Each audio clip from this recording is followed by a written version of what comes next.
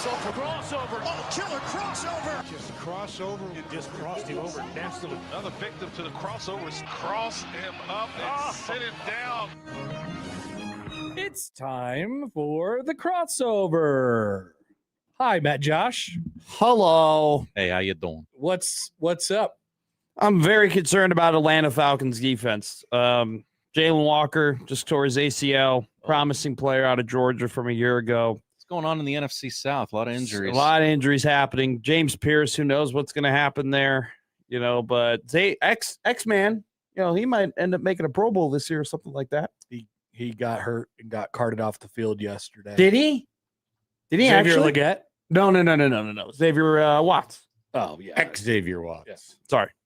Xavier. Well, second greatest alumni of Burke High School. So this isn't a correction of you. It's to say that when he was a recruit, there was a Xavier Betts, and then they really wanted the pronunciation of the Xavier Watts. I didn't know that. So that's for all. him. And so it stuck with that. Good so for I'm just him. kind of letting Even you though know. they I were appreciate spelled- that greatly, actually. Yeah. Even though they were spelled differently, and very clearly one was Xavier that starts with a Z. Yeah. It's a good But point. people didn't understand. We did have that lesson in Catholic school, in religion class, where they're like, it's not Xavier, it's not Xavier. Oh, it's did you learn that lesson? I have. I feel like I listened to a couple post-game shows last year where somebody's no. calling a certain Big East school something else. I was saying Xavier. You were? I feel like I was, or at least I was trying. Okay.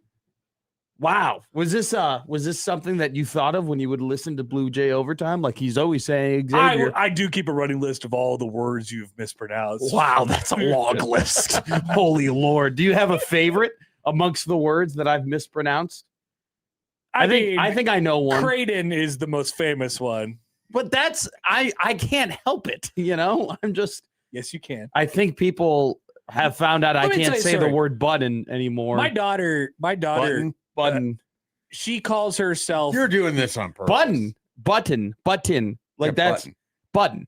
Button. Okay. You're saying Joe Budden and Chris Budden. He's saying Chris Budden. Yeah. I'm button. I have a top button. My daughter, Chris Budden's your top button. My daughter's name is Sophie, and she calls herself Sissy. And she's always like, Sissy, do this. And I'm like, all right, you're talking to third person. That's kind of weird, but it's all good. I like this kid. And then got I'm real like, chutzpah. That doesn't slow down either, by the way. And Hudson is very much going into his third year pretty soon of only third person. I'm very much going into my 24th year of third person. Sorry. Okay, the story's over. Sorry. Nobody really cared anyway. Keep going. But then she's sitting there and she's like, and I have to like slow her down. And I'm like, Sophie, you could say Sophie. And she's like, Sophie.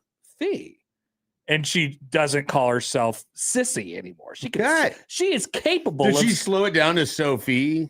Like Sophie. Like she is clearly capable of saying it. Like you are saying Creighton a normal way. Creighton.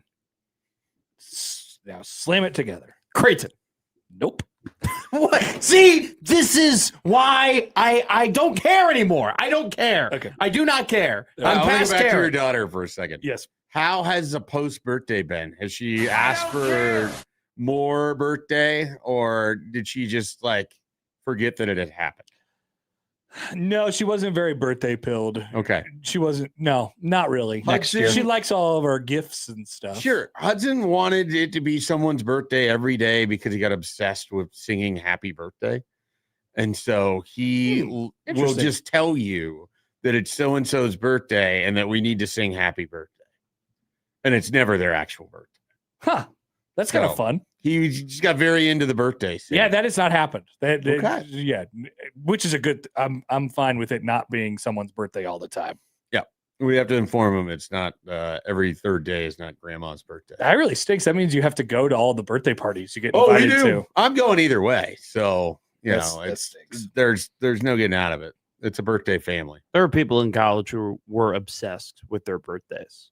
Like, there's definitely birthday people and non-birthday. Like 19, 20, 21, 22-year-olds obsessed with their birthdays. And I had to pretend that I cared, that I was like. Oh, there's no expectation for you to care. No, for these people, there definitely was an expectation for me to care in college. To care or to show up?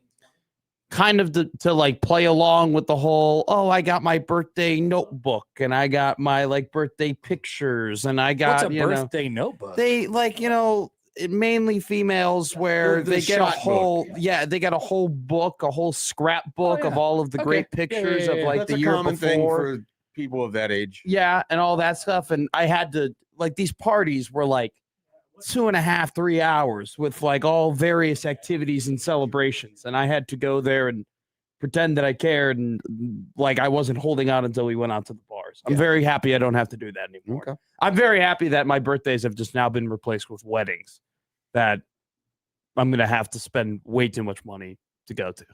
But it is what it is. Eventually, it'll go back to birthdays. Well, you got your adventure club card. That'll help.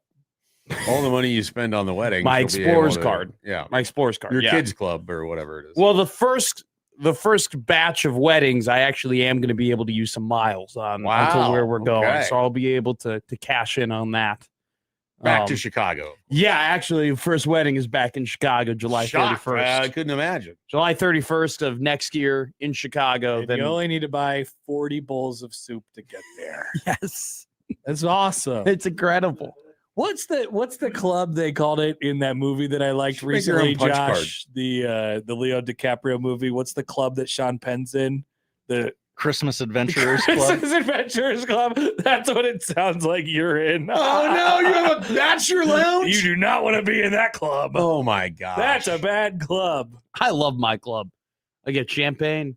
I don't drink Yeah, they champagne. get champagne in that club, too. I only drink champagne at airports. I don't drink them anywhere else. Only at the United Club. Weddings? No, Birthdays? no. You don't drink champagne at weddings? I've only been to like 3 weddings in my life. This is one of those things. Who else did I learn around? He was a little younger than you, but Tab had never been to a wedding. And it like totally floored me. He was interesting because he had never been to a Midwest wedding, especially. Yeah. Right? Like I don't know how they're different, but I imagine they are. Oh yeah. They got to be. Like, I've been to There was non-Midwest like a- weddings, but yes. there was like some sort of extended relation wedding that he sort of casually attended but didn't really count it. And so prior to Happer getting like Happer, I think was the first wedding that Tab ever attended. Yeah. So We got him back. what like coast weddings would be the best weddings to go to? Like, would a West Coast wedding be the best type of wedding to go to? I love East Coast weddings. Okay, I- you've been to plenty of East Coast weddings. Many, and they're all great. South- So much enjoyment of weddings.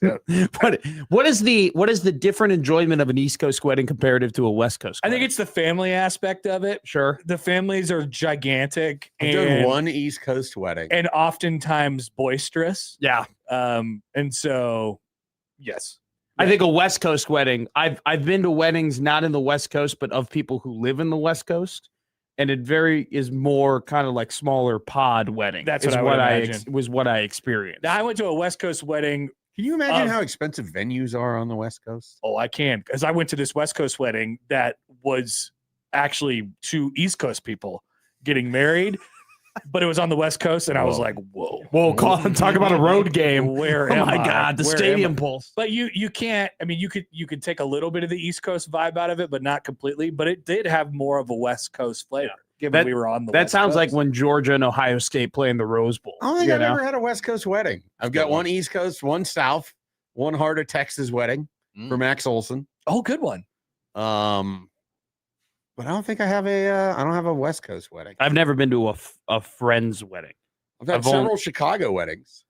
No, what do you mean you've Like, never I've been to- only ever been to weddings of like family members. Oh, okay. Well, you're going you're into that getting point in your life You're right getting now. Chicago weddings are fun. Chicago weddings, there's a lot of great venues. A lot of people get very creative on like how you're supposed to get there. Like some Is the people take rel- trolleys and stuff like that. Is the relish fluorescent at the Chicago weddings? Like the relish you put on a hot Golf dog. was I terrible. imagine it's only hot dogs at Chicago weddings, right? They don't I- have cake; they just have hot Have dogs. I told you this, that at my wedding at like 11 o'clock, I want the Wrigley Field hot dog people to come in and like serve us like some late night snacks? Are you going to that's treat a your great bit. wedding I the know. way you're treating the name of your first child? Where Oh, you're it's just- happening. You're claiming all of these things as if there isn't a second person involved. That's a great bit. You should do that. I think that's the only thing that I would like to get over the finish line. I think you could make that happen. Not Everything even else. the actual marriage itself. Well, we'll get there when we get there. That's just one step at a time. Is there a world Now- where if you got the hot dog thing to happen before you said I do, you'd call it all off because you've already gotten what you wanted out of it? Probably. I think everything is on the That is table. horrifying. I think everything is on the table. I'm You should be convinced. ashamed. I've convinced preemptively. myself at this point I'm probably going to get a divorce. Like I've just kind of What the hell? I just kind of put that in my head. And more than likely that's going to happen. I don't know. I'm a sicko. I'm just a cynic. Why would you say that? I'm just a cynic. I'm a very skeptical human. That's a depressing way to think. You're already going to get a divorce and See, you're if not you- even in a You relationship. don't even yet? know the person that you're gonna marry. There's now an audio clip of you talking about how you're going to get divorced. Oh, she's not listening to this. It's not that big of a Yeah, but eventually when you get together, someone's going to be like, I got a clip for you. no one's You're clipping engaged to this guy? Nobody's clipping this. I don't know. Nobody's clipping this. No, the amount of times that we've said, "Hey, producer, clip that," and it hasn't been clipped. I'm so It's not busy. producers, it's the people who are listening. The people who would clip this actually had a birthday recently, and I forget to keep texting them. But don't you hate that when you put in your head, "Hey, I should text this person this important message," and then the days go on, you just don't do it? That's why schedule text is an amazing feature. That's a thing. It is for us plebes who use the Android Wow. device. It is on the iPhone too. Isn't I assumed it was. I've I been didn't know. meaning to send Alex Sindelar a happy birthday text for the last 4 days. Whoa. Okay, I think you probably Okay. missed it. Yeah, no, I know it happened 4 days ago. I have a Happened way over the bigger weekend. issue of not responding immediately to a text than forgetting I received it than remembering it 3 days Same, later. because what I'll do is I'll click on it because I want the notification to go away. And then you are busy doing something else. Correct. And then you forget I'll that forget happened. it ever happened. And then you have to try to explain to someone that no, you actually value them. You just completely and utterly ignored the text for 3 days. I just texted Sindelar happy birthday. It's true. I do value you. Oh, I'll text Sindelar. Someone give me his number. Oh, yeah. I want to get this in before Matt does. That's why I did it. Happy birthday. I met Sindelar once. You did meet Sindelar once, and you've talked about it a lot. Sindelar had a child. He did. You believe that? A couple days after Mike met him. Mike met Sindelar, and like 2 days later, he That had a is kid. Did he name the child after me? No, he named the child after an imaginary boxer. Good bit. Pretty awesome name, by the way. Okay. And by the way, that gives us about 7 names for you to potentially choose from if you're trying to guess what Sindelar's kid's name is. I already know it, so I won't say. No, I know. Neither am I. I'm just talking to the audience. who It's may pretty not good, know. though. It's pretty awesome. It's the best fake boxer name for sure. We have a comment from Sindelar Yes. in the YouTube chat. Mm. I want to get the quote just right. Hold on. I turned 34. No one gives a bleep, Matt. What do you mean, Alex? Happy birthday. I give a bleep. I give so many bleeps about you. Are you keeping receipts of the people who don't wish you happy birthday? Absolutely Yeah, not. Matt is absolutely. I keeping have- receipts No, of that. absolutely. I used to, but not anymore. I have absolutely no idea when your birthday is. That's not true. No, I don't. I couldn't even guess a month. I mean, I have a guess. it would be complete luck. You It's- can I guess? Can I Yeah, guess? go ahead. So you look like a December guy.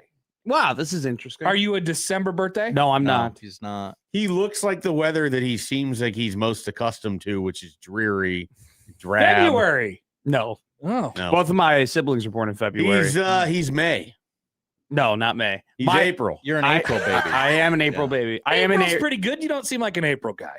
I'm an Aries. April's- My Aries is. April is like hope and Yeah, flowers. Have you enthusiasm. ever read the description of what Aries is? No, I'm not talking about those. I'm not talking about the stupid things. I'm talking about the month that you were born. easy. Careful. I'm not talking about the horoscopes. I'm talking about the month. I think I'm an April guy. I think I look like an April guy. You Pretty. look like a December through February. April convinces themselves that Possibly November, but like after Thanksgiving. Yeah, April has convinced themselves that they're under the radar, even though that they're clearly not under the radar, and yet they're very mad and thinking that they're under the radar. So then they. Well, April's a have an great attitude. month. Yeah. April's a great month, but I feel like April doesn't know it's a great month. You know, Mm. April thinks that it's like it's second fiddle to December because of Christmas. It's second fiddle to November. April's way because of better than Thanksgiving. December. Yeah. Where would you put April on your month rankings? Okay. So October's one. It is immediately behind October, October. September. October's one all day of the week. It's behind March, Yes. unfortunately. Yes. And it's maybe behind May, but that's it. Would you? I like August. I'm an August fan. August is a no. June, I like if I'm August. choosing a summer month, June is first out of the summer. Okay. I've always been an I August can hear guy. that. I would think June is probably better than April as well. Yeah. Yes. July is. Then I think we're in April it's territory. top half. Yeah. Top half. I'll take that. hanging out around 6 or 7. Where do you guys put July? I put July pretty low. Bottom half. Yeah, me too. July and August for me are towards the back half, along with February, which is the last month of the year. I think August. February is 12. I've had Schaefer out on Black History Month. Bang! Sorry, Schaefer. Ooh. Sounds like you're racist. Not I've had a very sure that had to do with that. But, it has been said, and now clip that. Clip Label. that. Somebody clip that. Nobody's clipping Clip that. that. What do you mean nobody's clipping that? Yeah, it's July's a back half for sure. It's upper back half for me, but just because it's in the summer, but it's back half. See, my thing with August is August used to be a month as a younger man I hated, and now as an older person, it's just like I get the breeze of August. Like I like that August sometimes. The breeze of August Compared to how What hot it is in breeze? July. you How are hot- so No, wrong. No, August, I'm not. August is a worse weather month than It's just July. like worse than the time that you I came prefer and tried August. to tell us about all your seasons that you I had. prefer August. I was right. I was right about those seasons. Yeah, so right that you had to See, look at all my issue a August. correction. Look at all my Augies out there. Matthew goes August guy here. Jimmy goes, I'm an August guy. I'm an August guy. All right. You have Jimmy and Matthew on I your do. side? I do. August men. You just want anyone on your So side. how often did you talk about trees when you went to the University of Nebraska? We never, but we talked about squirrels all the time. All those people who would take people on campus squirrels. tours would always talk about the Ugh. campus squirrels. People on college campuses love to talk about squirrel. Yeah, they're acclimated to humans. Yeah, we get it. get it. They get close to you. I don't care. Just let me walk to class. All these, I'll just say it. These people would talk about how they had a squirrel watching club at Nebraska, like it was a brag. I'm like, Nuts. you got nothing better to do? Nebraskans for the unfair treatment of squirrels. Yeah, you got nothing better to do than to just sit back and watch some squirrels run around on your campus. That's not the brag you think it is, Get a buddy. job. Seriously, do something. Work on campus. Go and be a I bartender. would like to point out you were asked about trees before you went on a rant about squirrels. I don't really care about the trees. I wouldn't even. Would you say you don't even really notice the trees? I don't in a really place like Lincoln. Not really. Not in particular. I would agree. Like I've never. Well, how did I saw that this came Don't up worry in the about it. show earlier no today? reason. No reason. Okay. Yeah, You're stumped now. that's a good one. I did learn recently when I was coming back from Iowa to Nebraska. I never really noticed the home of the Arbor Day part under the Nebraska the Good Life sign. That's right, baby. I've never read that before. Mhm. Did you know what Arbor Day was? Yes, it's about trees. But you knew that before coming to Nebraska? No, hell no, Okay, okay. absolutely not. Yeah, I- why would you? Why would? Yeah, I mean, it's not a holiday that I actively celebrate or really know when it occurs. I could not tell you what month Arbor Day is. Yeah, I actually don't know either. I've think lived it's here my May. whole life. I think it's it can't be like a November, December. Last Friday of April. Okay. April. So it's Oh, right near look it's at right around April. Earth Day. Isn't Another Earth point Day for in April April. as well. Friday, April 30th. Does that Is Earth Day in April as well? Yes. Yeah, it's like it's April like 20th, right? Wow, April, Usually. big month for celebrating nature along with Dylan Raiola. Earth Day, man. Dope. What was your question? does that move up April on the rankings for you in any way, shape, or form? Okay. Nah, it doesn't really do much. Do you think that maybe like when you're in your 50s, you could go through a hippie stage where you have like a longer gray beard and like maybe you get like an earring or two? Do you think that's in your future at all? I could see you becoming Not an chillaxed. earring. Feels pretty unlikely. Yeah, but I feel like I could see you becoming chillaxed tapper. I could Nope. see you being. No, am I just No. off? I'm just completely off. I think here. You're going to get misread his more riled up. personality. Yeah. I'm pretty not. I don't know. chill. Happer's personality is hard to describe. Other than I just would describe us as like he's an older brother, and that's how we. Just treat listen him. to Schaefer. He's got me pegged. Yeah, I don't have you pegged at all. Schaefer's got me. That's For why you anything. won't. That's why you won't do bets with me. I can't read problem- you. I So- cannot read you. God, I'm so mad that you did that bet with John and I- not me. I'm so frustrated by this. That's why he did I'm that. trying to sublet the bet with John so I could get a payout. Speaking somehow. of, speaking of That's of exactly bets, why I did that bet. I'm realizing Man. this. would you like to? Should we like set a number of drives that you hit at a top tracer when we're at Miracle Hill, and how many go 265 or higher? No, I don't. I would not like that to happen. Okay. The driver has not been good recently, so I would not like that to. Okay. All right. To put that out there. Okay. On average, when I get a hold of my drive, I hit it 265. Unfortunately, I haven't been getting a hold of it recently. On average, So- when you hit your best drive of the day, it's 265 or more. Yes, on average. Okay. Yes. All right. Yeah. Exactly. But only when you hit your best But drive. only of the when day, I hit my which best is drive. literally one drive. Where honestly, Whatever the best But drive when it's is. been someone says, turning "Hey, how into far can zero you hit the recently. ball?" This I is go- like 60% of the time it works every time. This is my Sex Panther. 100%. My driver. You know what? I should get a Sex Panther driver cover for my back. by Odeon. Yes, by Odeon.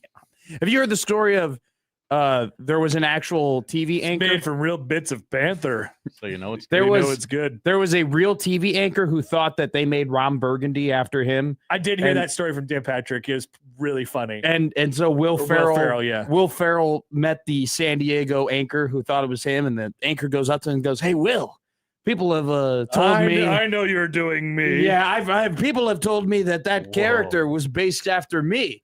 And Will goes, "Oh, no, I know who you are. I grew up watching you, San Diego, blah blah." But that's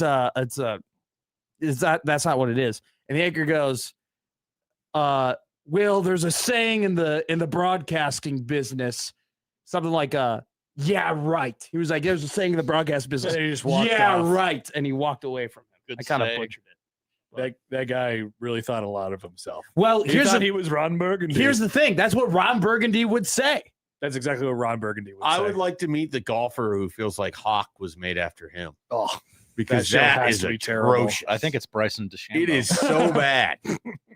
Sindelar texted me and said that he thought I would like the show. He was like, "I watched it and I thought Matt That's would funny. like this." It's And now it seems like that's an Atrocious. insult.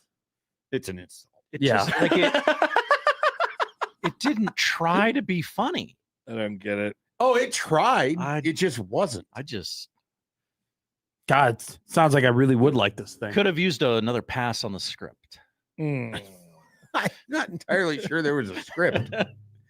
Hey, Will, just do something dumb for like 2 minutes and yell a lot.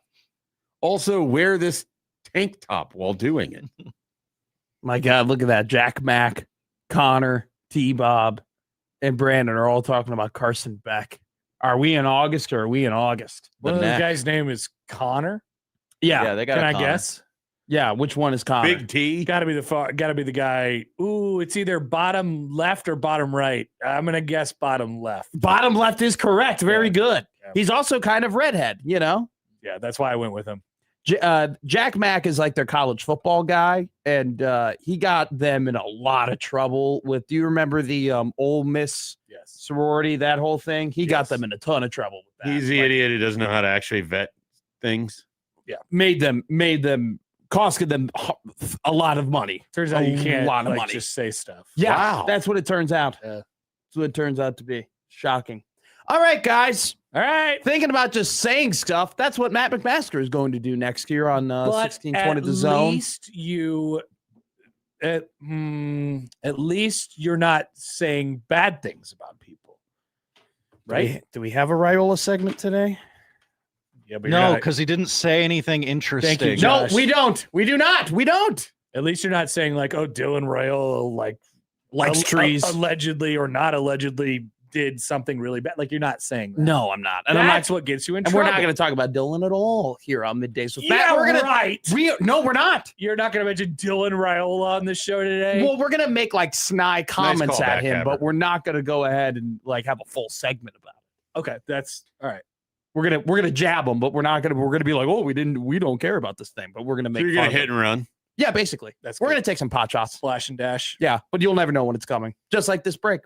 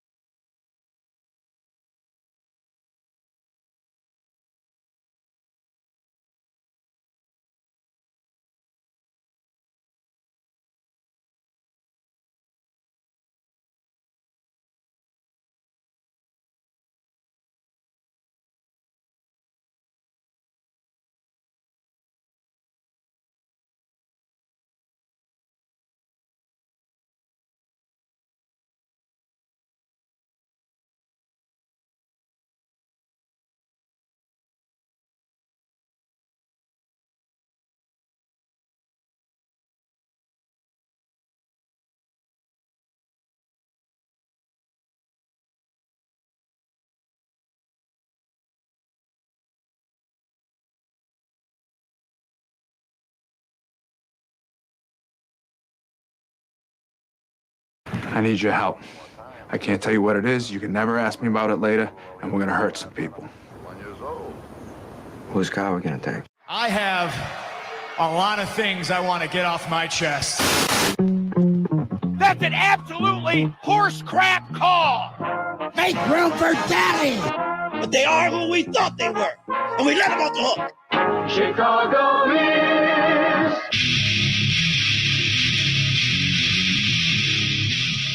This is Middays with Matt on 1620 The Zone. Middays Matt live and rolling here on the 1620 Zone Radio Network. Matt McMaster, as always, joined by Josh Odson. Here, J.O., how are you?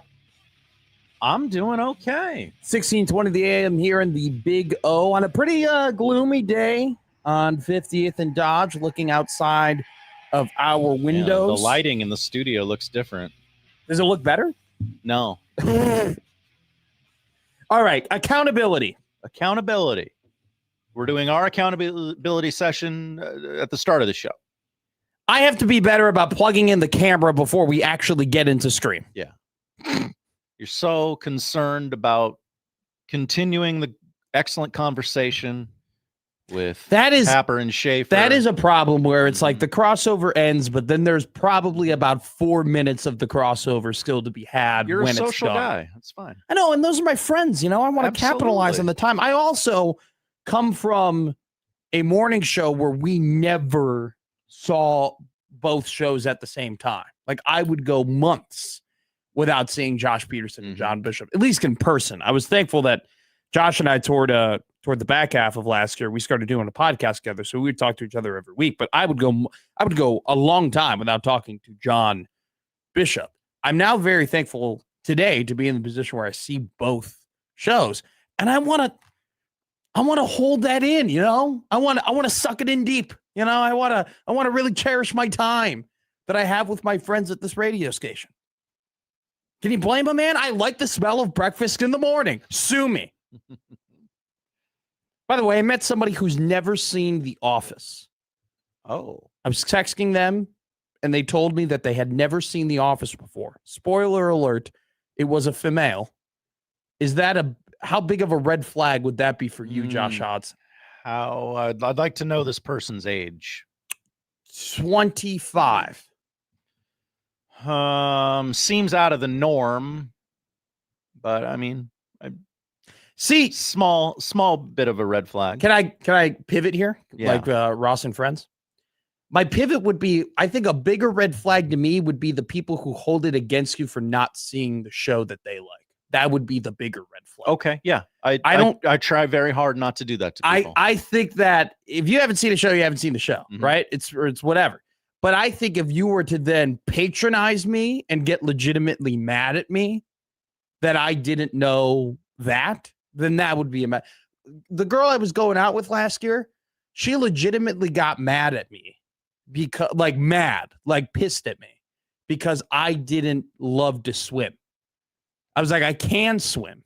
All right. I can do it, but I don't necessarily enjoy it. I like to float. You know, I like to be in a pool. Swimming in the lake. You're a lazy river guy. Exactly. Crack open a tall boy. And... She got very upset to the point where she was texting her friends about the fact that I don't like to swim. Interesting. That's terrible. I'm glad she's not the one, Matt. No, I spent $140 on her at Sakura Bana, and that was it. Which RIP, that place is no longer existent, and probably got to go to She's So Crispy. You know, all great relationships start at She's So Crispy. Everybody knows this. Everybody knows this. Jimmy goes, my ex-girlfriend loved all the trees in Lincoln. What happened with trees in Lincoln? Why is everybody talking about this today?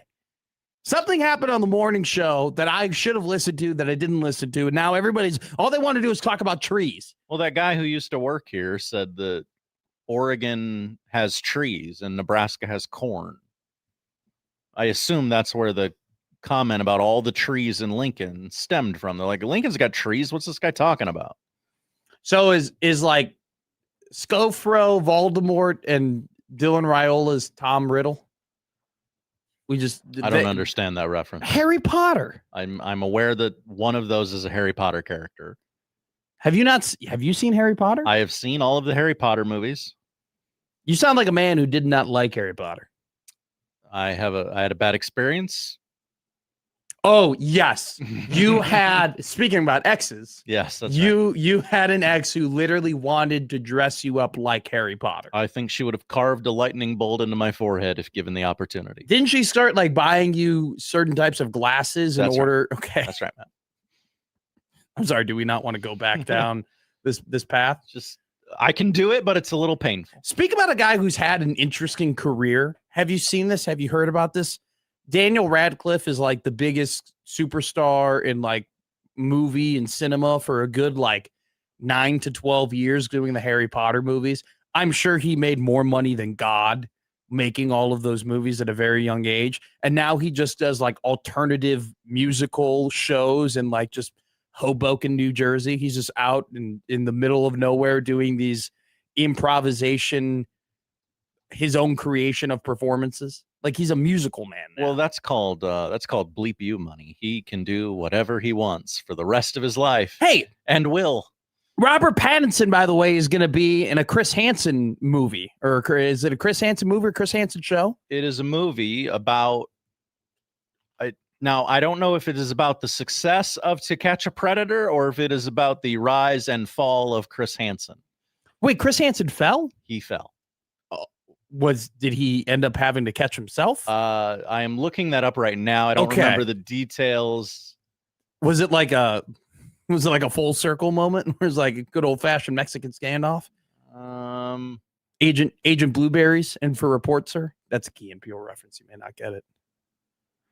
No, I don't want to know why the show was canceled. I want to know why the person was canceled. Pesky Blues goes, that'll be Robert Pattinson's Oscar win. Is his performance in Odyssey not good enough for a supporting role win?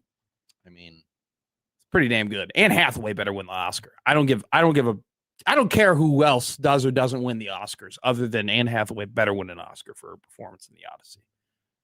Outside of that, I don't give a damn. Are we getting Glenn Powelled by Robert Pattinson? Right now, is he going to show up in places and everywhere? Like, I feel like we're getting, because I got Glenn Powell out of Glenn Powell, and now I feel like that's happening to Robert Pattinson. I think he's becoming, as Bill Simmons might say, the Glenn Powell of the year. Well, the difference, so there's a couple differences. Robert Pattinson has talent. Okay, Glenn Powell is a good hang. No, Glenn Powell is talented. He's got range that goes from handsome white guy to cocky white guy. Okay, that's his range. To be more selective of his projects. I don't know that anyone in America, including the people that work on Chad Powers, asked for a season 2. Some people really like that show. You need to disassociate from those people immediately. Those are not good people. By the way, the source material now. Okay, get the rant going. Okay. I'm still trying to find. Can anyone tell me why we canceled Chris Hansen? Yeah. Well, do you know that Chris Hansen actually? I'm connected. I'm like in Kevin Bacon. I'm only 1 degree away from Chris Hansen, because a man that I will be standing in a wedding with, his uncle is Chris Hansen. Oh, okay. Go on with your rant. I'm sorry. Ted Lasso ruined everything. Where season 4 out today. Yeah. Nobody asked for it. Exactly. We'll talk about it later on what to watch. Go ahead, Matt. Ted Lasso was an NBC commercial, right?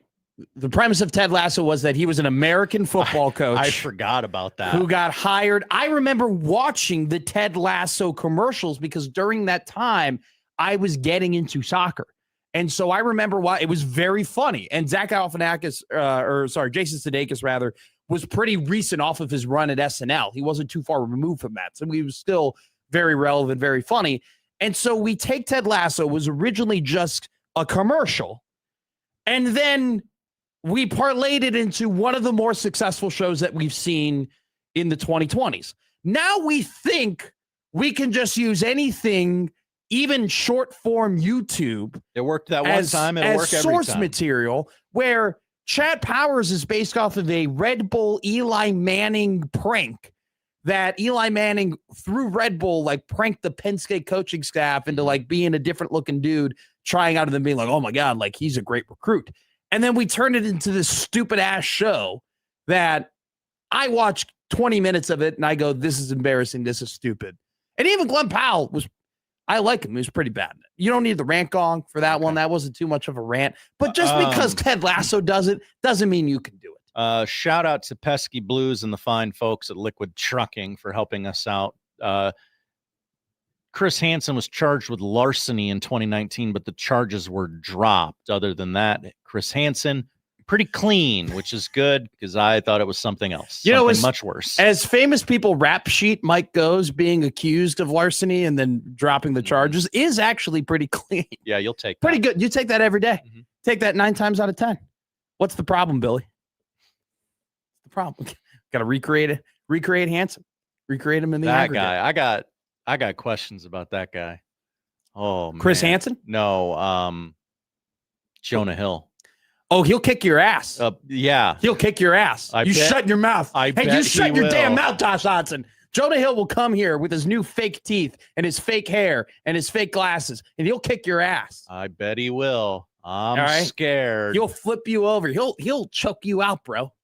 People don't forget. You ever get put in a triangle choke, bro?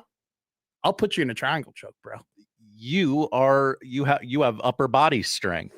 Jonah Hill does not. He'll kick your ass. All right. I'd love to see him try. Sounds like a high schooler. You remember that kid in high school whose defense was always just, I'll whoop your ass. Yeah. That was everyone knows that one guy. Close your eyes. You see Charlie Jackson right in front of you right there. Charlie just always just told people, hey, I'll kick your ass. That's all he ever had. He was bigger than you, taller than you, whatever. You just kick your ass. That's what Jonas say. Okay, now Sweatel in our chat goes, also seems like Chris Hansen has cheated on his wife. Well, that's tough. Hey, that's between him and her.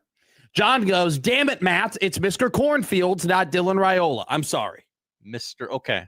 How about Mr. Trees is probably the best one. We really got to get in here at 6 and listen to the morning show that we are up. So we are up to speed come 10 a.m. We just have screw our prep. Yeah. Screw all the things that we have to do. Well, I mean, if your prep is listening to Happer and Schaefer, that's good prep. Like you're ready for the. I think I would actually say I think it's terrible prep because I don't want to do the things that they do. Oh yeah. We want to be a different show, which is why we are not going to talk about Dylan Raiola. All the other shows are going to talk about Dylan Raiola. We're not going to talk about him. We're not going to say his name anymore from here on out. Okay. Who should not be named? Tom Riddle. Tom Riddle was. Who's Tom Riddle? He was a young Voldemort. He was Voldemort before he came Voldemort. And then you find out. Is this an actor or a character? No, it's a character. Okay. He's young Voldemort. Tom Riddle. I remember Voldemort. So young Voldemort is Tom Riddle. Huh. And you find out in the Chamber of Secrets, he writes out Tom something Riddle. And then it all scrambles up and it says, I am Voldemort. I don't remember this guy. When was the last time you saw the Chamber of Secrets? COVID? Maybe 2021. Really? Mm-hmm. I thought it'd be much later than that. No, I like The Prisoner of Exarban. That's my favorite. No, it's not. No, it's not The Prisoner of the Wine and Spirits. It's The Prisoner of Azkaban. Yeah, Exarban. Yeah. It's not The Prisoners of Sunny's Outdoor Bar. All right. It's The Prisoner of the very famous jail in the Wizarding World of Harry Potter. I'm happy you all like it. That's fine. That would be funny if we were to like, how could we like remix the Harry Potter titles into Nebraska themes? Oh, okay. You know, we could do that. Order of the Phoenix, Order of Dr. Tom, you know,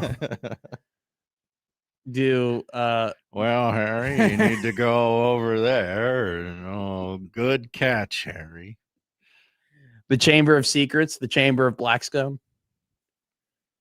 Okay. Because, you know, there's the sinkhole. And so that's the chamber. I don't know if that's a secret. And then you gotta speak rat in order to make sure that you can get into the chamber. What would the Can we fit the ghost of Frank Solich into any of these titles? He's not a ghost yet. Well, no, I'm saying Coach Very Solich. much alive. No, ghost of Coach Solich. Okay. I know Frank's still alive. Remember, I was at that very famous press conference at Memorial Stadium with Lauren Michelson and Nick Sainert. So many people forget. Whoa, what a group. So many people forget that we're like, this is a big deal. Jack goes, Chambliss of secrets. That's a great segue, Jack, because we will talk about Owen Chambliss today. There were two different vibes yesterday at Media Day for football. There was one vibe that was like, wow, Anthony Calandria just got quick answers.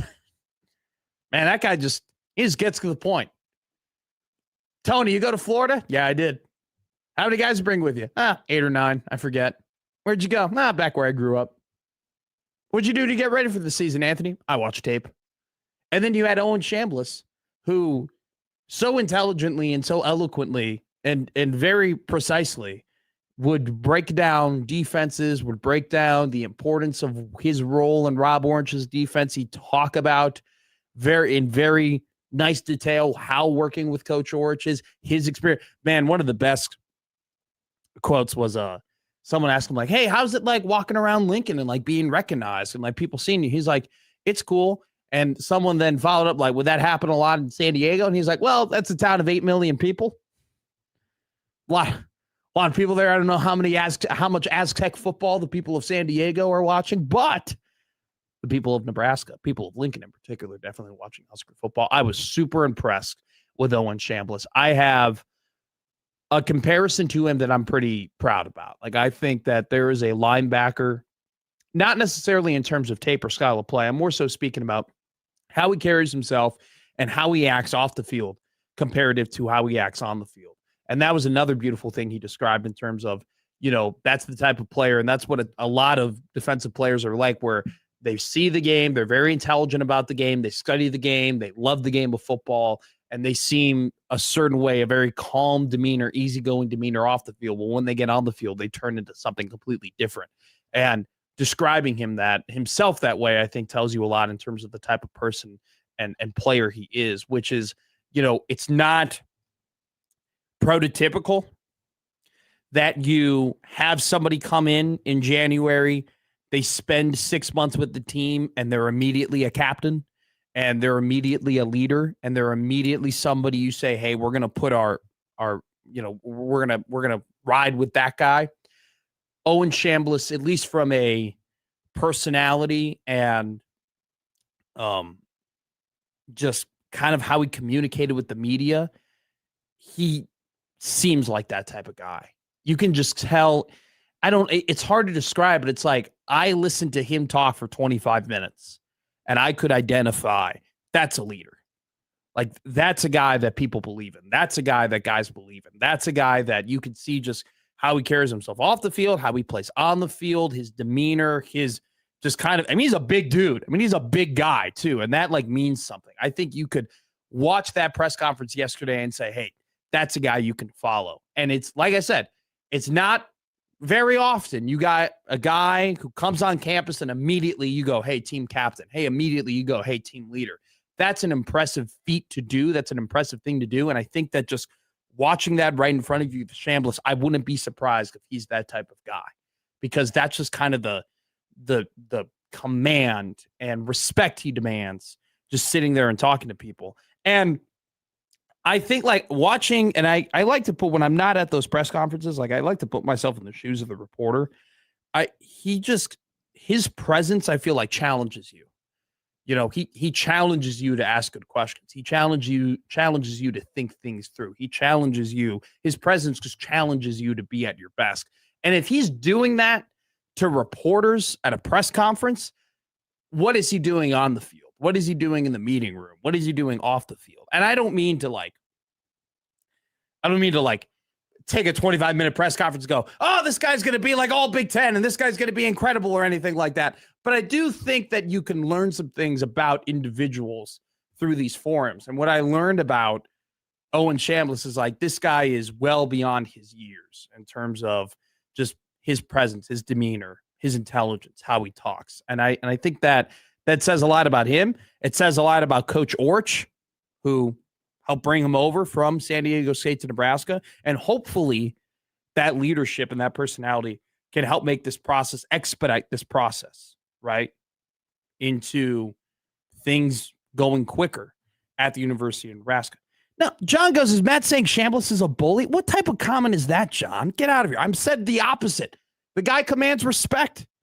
The guy, he's a very impressive young man. Get out of here. Anyway, we'll talk about Owen Chambliss. We'll talk about Anthony Colandrea. We have a quick drop that we put in that will from Anthony Colandrea that we'll talk about. The Athletic did their annual. This is their 12th time doing the quarterback tier rankings for the NFL. Oh, this is often a big article where you have 50 people from the NFL. 29 of them were coaches and 21 of them were executives. Some of the coaches that were polled, 10 of them exactly, were head coaches in the NFL who rank all of the quarterbacks in the National Football League and put them from tier 1 to tier 5. We will talk about those tiers. We'll talk about quarterbacks that flew up the charts. We'll talk about quarterbacks that went down the charts. We'll talk about quarterbacks that I'm skeptical of this year and quarterbacks that I think are being given a little bit too much flack. We'll talk about Jordan Love. I think he's becoming an enigma of the NFL quarterback talking community. I think there are a large section of people who go, oh my God, look at the EPA, look at the DVOA, look at the advanced analytics, look at, his turnover rate is bottom 10 in the league. Like, this guy's a stud. And then there are people who watch the games who go, yeah, I'm not really afraid of him. Like, I'm not really like, this guy sucks. Like, there are some people just straight up think that he is a bad quarterback, which I don't agree with. I think I find myself more in the middle. But very interesting article that was written by The Athletic. It's a yearly thing, so we'll dive into that. We'll also talk about Indiana football taking advantage of the new 2022 eligibility rule.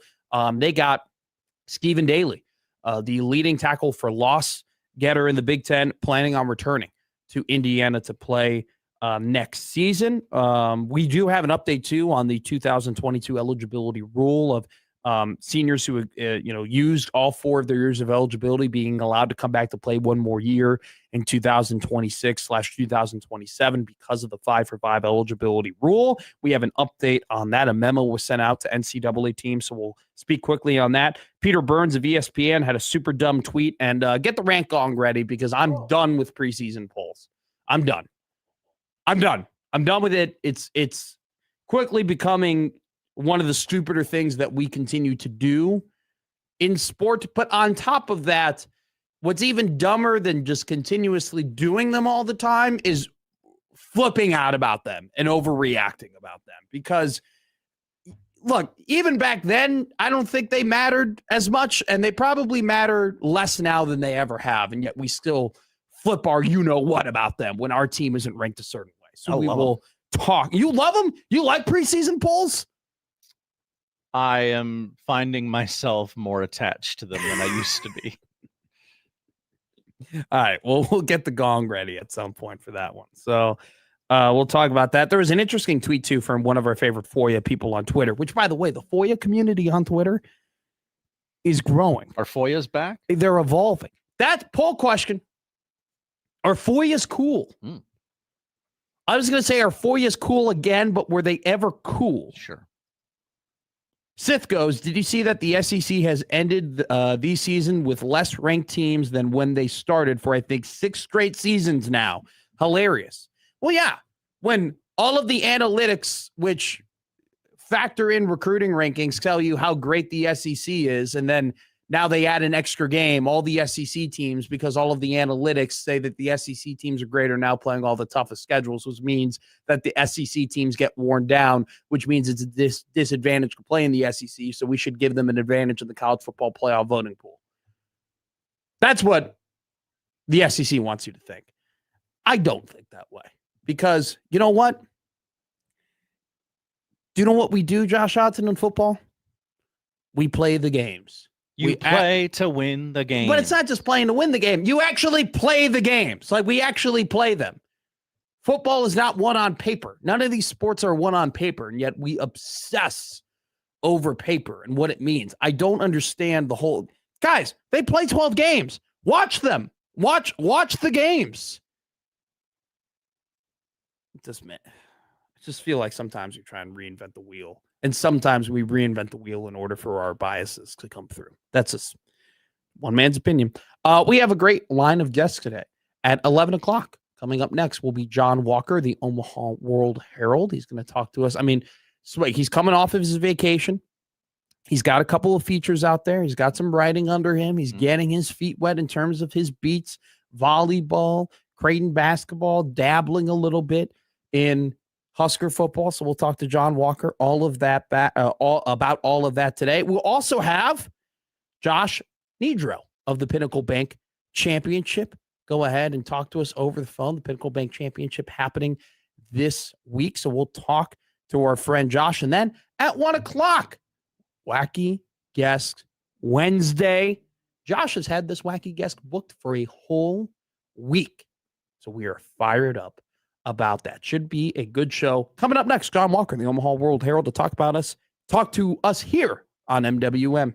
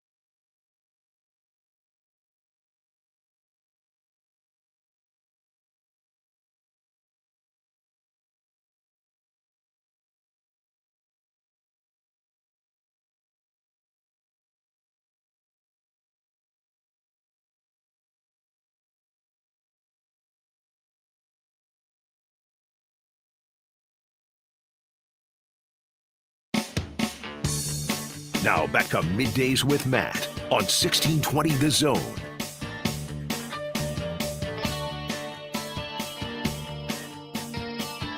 We are now joined by one of the most talented writers in this state today.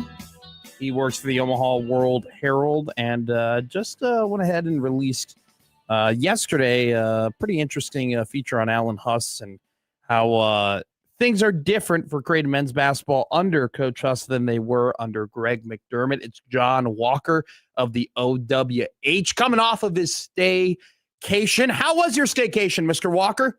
Well, so I'm actually still on it. Oh, hell yeah. So, nice. It's been good. I hope the rest of it is good. I will be back in the Big O after the weekend. But yeah, man, it's been good so far. Where are you? Are you in Missouri? You're in Oklahoma? Where are you at? Yeah, I'm in Missouri. Oh my God. I liked Oklahoma. It was fine for 13 months, but willingly, man, I'm not so sure. But sure. No, I'm back in Missouri, back in the Kansas City area with the fam and all of that good jazz. So yeah, I'm actually going to meet up with my sister for barbecue here in a little bit. Okay. So can't complain, man. What's at the BBQ? What do you think is going to be there? Brisket, ribs, pulled pork? What are we doing? Burnt ends. Yeah. I get a little burnt end action. I'm a snob. I know. Oh, a lot of really? people go for like hey, I do the pulled pork. Hey, I'll do the whatever. Nah, man. Give me the burnt ends. Give me the expensive stuff. What do you think of beef ribs? I know that beef ribs have become super popular. Everybody loves that big bone with the hunk of meat on top of it. Are you into that? Oh, yeah. I eat everything on the cow except the snout, man. John Walker, he covers everything about Creighton Blue Jay athletics except for, I don't really know. I don't know what sport you don't cover at this point for Creighton when it comes to the Omaha World Herald. But you wrote a very interesting article, my friend. And basically, I mean, it covered a lot of the questions that people have been asking when you talk about this transition from Hall of Fame coach and Greg McDermott to coach in waiting and future coaching star. I mean, you can make the argument that what Coach Huss did at High Point and then High Point, albeit not doing it last year with Coach Huss as the head coach, but a lot of his guys staying at High Point and then making the tournament again. He already is a star in this profession, but everyone's been asking, what's the difference? You kind of answered that in your latest article. What can you tell me from your personal experience writing this about Huss? I don't want to say versus McDermott because it implies they're up against each other, but just the comparison between the two and you being someone who has intimate knowledge of not only Huss, but the time you spent covering Greg at the end of his career, just your kind of takeaways from this in-depth analysis of the new head man of Creighton men's basketball. Yeah.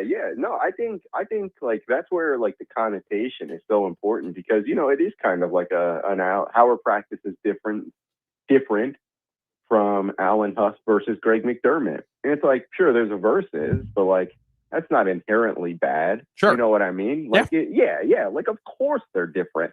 So no, like we're all well within our rights to say that. And it's fair to say because, as much as things have stayed the same, and I noted that in the story because that was a large part of doing a coach in waiting and a large part of that coach in waiting being one Alan Huss. He undoubtedly wants to put his own fingerprints on the program. And we'll see how that looks on the court throughout this winter. And of course, through his time at Creighton. But you walk into the gym and there's just like a different demeanor. Mm-hmm. You feel it. Like I knew that I was going to write this story. I didn't know when I'd write it, but I knew I was going to write this story when we walked into the gym in, it was a late June, early July. For the first, official off-season availability, and they had the windows open in the McDermott Center, and anybody who's ever been in there has probably never seen the windows open. And, they have that huge mural on the back wall of all the NBA guys. Well, like two of those were down. They had the windows open. I was like, I didn't even know those banners retracted. And, so like that was when I knew. And then the practice, of course, like it was intense. That has been duly noted over the past month or so throughout the off season of how intense these practices can be under Alan Huss. And so it just felt different. And that's kind of what I saw through all the practices I stopped by. I noted it in the story that, a typical Creighton practice under Greg McDermott was like, he's pacing around the court, lapping around the court. And we all know one of the cool things about Mac was that he let his assistants be so hands-on. Yeah. That's why you get guys like Alan Huss, Ryan Miller, this, that, and the other. And, and then Mac would step in and intervene when needed, and when he would, I mentioned in the story, it was generally like stern, but collected. It was almost like making your grandpa mad, almost. Because you're like, all right, this is firm, but I know it's valuable. I'm going to sit here and ingest it. It was never too crazy, never too sporadic. It was like, hey, you're messing up. I know you're messing up. Why don't we fix this? And of course, would that change at times? Sure. But generally, that's what it was. Under Alan Huss, it's like, no, he's energetically bouncing between individual drills because, again, that's all we've gone off of in his first official offseason as Creighton's coach.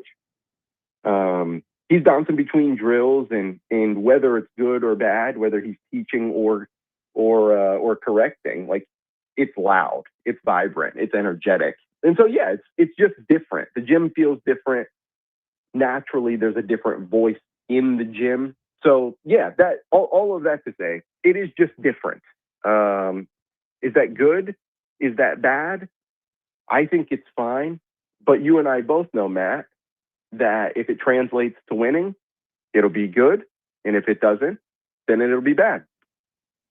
Omaha.com, John Walker's latest article about Alan Huss and Greg McDermott, titled, "I'm Not Always Calm as Alan Huss Reshapes Creighton Practices, Greg McDermott Void Felt." You can go and read it on the OWH website. Can I read a line here that is so interesting to me that you wrote? How about it? You said, Huss said, quote, "Maybe we needed the nudge of an underachieving season to push us over the edge and redirect us. But everything we are doing was things that Mac was in the middle of." I mean, have you kind of seen that sentiment played with that? Hey, maybe this program needed to take a step back to recognize, hey, big boys ain't here anymore. Trey ain't here anymore. Baylor is not here anymore. Ryan isn't here anymore. Nemhart isn't here anymore. Ashworth isn't here anymore. Like we got to go after it now. We got to go and attack it. Do you think that have you felt that sentiment of they needed to slip up a little bit to reinvigorate the fire to take that next step as a national program? Yeah, maybe a little bit. I think just naturally, like anytime you have one of those, it forces you to say, okay, what went wrong? And so when you're looking in the mirror at the end of the season or toward the end of the season, through the summer, whatever, and you realize like, hey, this was wrong, this was wrong, this was wrong. And you notice maybe two of those things are not just like, hey, we get this player. Well, okay, then it's time to evolve. And a spotlight is undoubtedly shown on that when you have the worst season in 11 years, the program's worst season in 11 years. It's like, oh my God, we had so much success. What happened? Why is this one of the few outliers of the Big East era? And one of those, of course, as we come to know it, has to do with Creighton's defense.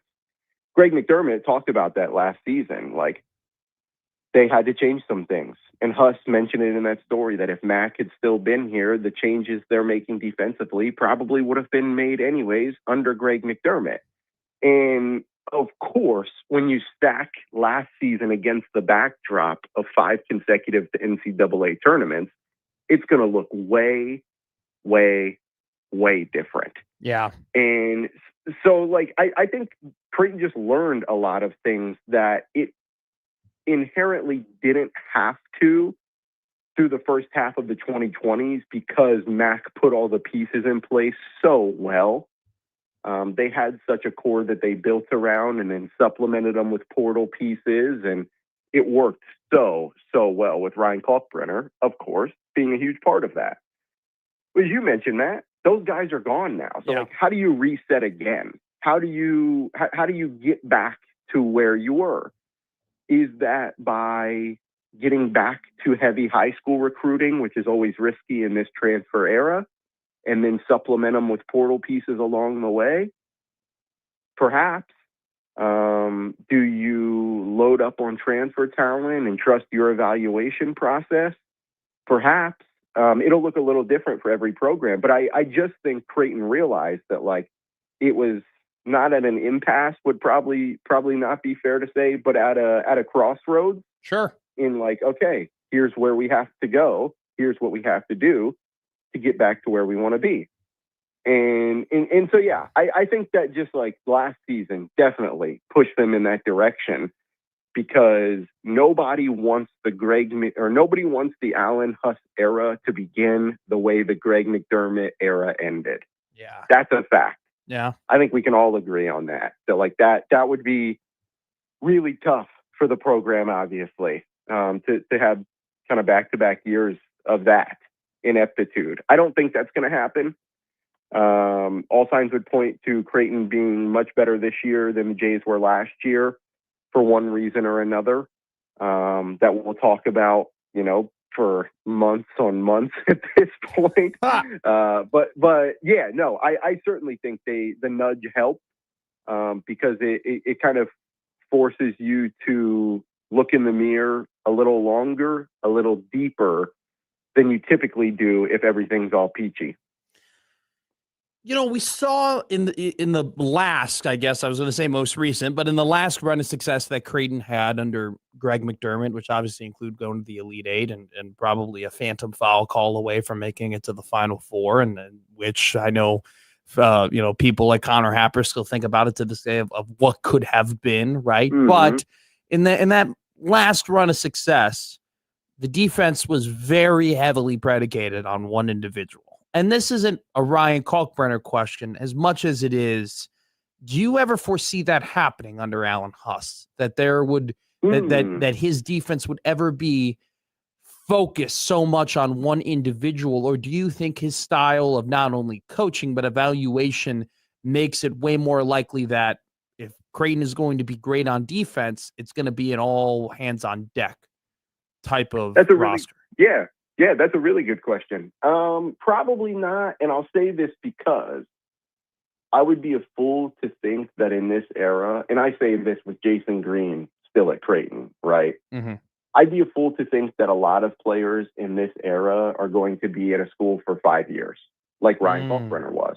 So I think that's a large part of it. It's like, you can't sit here and map out. Like, Creighton got lucky. I say you can't. Like, Creighton couldn't, and thankfully for them, like, it worked out that they could, right? But like, you can't sit here and say, I'm going to build my defense around this guy for the next 3-4 years, because what if you do? You put all of these other pieces in place, and then he leaves after 2 years. Well, What happens to the defense you just built? Sure, you can try and go get another similar archetype from the portal, but he's not the guy that you built your defense around. So I don't think so. And part of that is the style. Part of that's the era, of course. Part of that, I think, is the style. Because Huss wants to be a little more disruptive, as he made aware in his introductory press conference. And that typically means you have to have a few guys. You know what I mean? Like, you have to have a few guys who are going to pick things up, because let's use Iowa State, for example. If Taman Lipsey had just been the only player applying ball pressure last year, Iowa State's still pretty darn good. Iowa State isn't held defensively. Fact. And so when you get 5 guys, or say 3 guys, and then you can leave 2 post players hanging around the rim, when you have 3 guys who are capable and willing to defend at that level, that's when everything changes. And so I don't know, and this isn't Creighton specific, this is college basketball specific at this point in time. Like, I don't know how many more defenses are going to be built around one player. I hope I'm wrong. I hope some stuff shakes out to where, like, we get guys who stay places 3-4 years. The money has made it possible for some guys to come back to college for an additional year instead of going pro. So, like, maybe situations like that. But, like, Like, as it stands, it's so hard to see somebody staying somewhere for 5 years. So I just don't think that'll happen. But boy, as we saw with Ryan Kalkbrenner, is it fun? Is it special when it does? John Walker, the Omaha World Herald, on the Creighton men's basketball beat, but also you cover plenty when it comes to Creighton volleyball. I was looking today on the NCAA Twitter that they released a Power 10 ranking, and only one team that did not make the Elite Eight last season is not in the Power 10 ranking as we get closer and closer to the start of the volleyball season, and it is the one Creighton Blue Jays under second-year head coach Brian Rosen. Now, I've been lucky enough. I've talked to Brian twice now, and I'm a very big fan of him. You've gotten to know Brian very well over the last year. You knowing the team the way you know them, you knowing Coach Rosen the way that you know him. How big of a chip on their shoulder do you think Creighton volleyball is going to have this year, John Walker? No, they'll have one undoubtedly because how are you the only Elite Eight team that got left off the next season's power rankings, the top 10 power rankings or whatever? Now, I will say, part of me, a piece of me, understands it far more this year than last year because I believe the exact same thing happened last year as well, where they made the Elite Eight and were left off, last fall's preseason power rankings. And that was like, huh? Yeah. Really? Yeah. And it was understandable at the time because they lost Norris This and they lost Kendra Waite. But they have a lot of pieces to figure out this year because you don't have the holdovers, the players who bridge the gap from Norris This and Kendra Waite. Like, now Ava Martin's gone. Analea Mater was so good in her 1 year, and I believe Katie Dalton will be as well. But she's not here. Like, Kiara Reinhardt, not here. And so there are so many new pieces on this team. I get it. But the Jays will definitely have a chip on their shoulder. The thing is, Matt, I really don't think they care. Like, they do, but also I would guess Brian Rosen and the Jays are in their gym, like, briefly mentioning this and also saying, we'll see what happens when September comes and we have a gauntlet non-conference. We'll see you on the court in September. We'll see you on the court in October. We'll sure as hell see you in December. Like, that's their mentality. Yeah. I believe. And yeah, I don't think that'll change, but isn't that just weird? Isn't that just weird? It is weird. I get it. Part of me gets it again. But man, to be the only Elite Eight team left off for the second year in a row is just like so absurd. Well, too, though, that if they were to have made this list, they would have been the only non-ACC, non-Big Ten, non-SEC team on this top 10. That's what exists, right? And then you got Stanford, obviously, and they're at the they're in the ACC. I forget they're not in the new Mountain West Pac-12.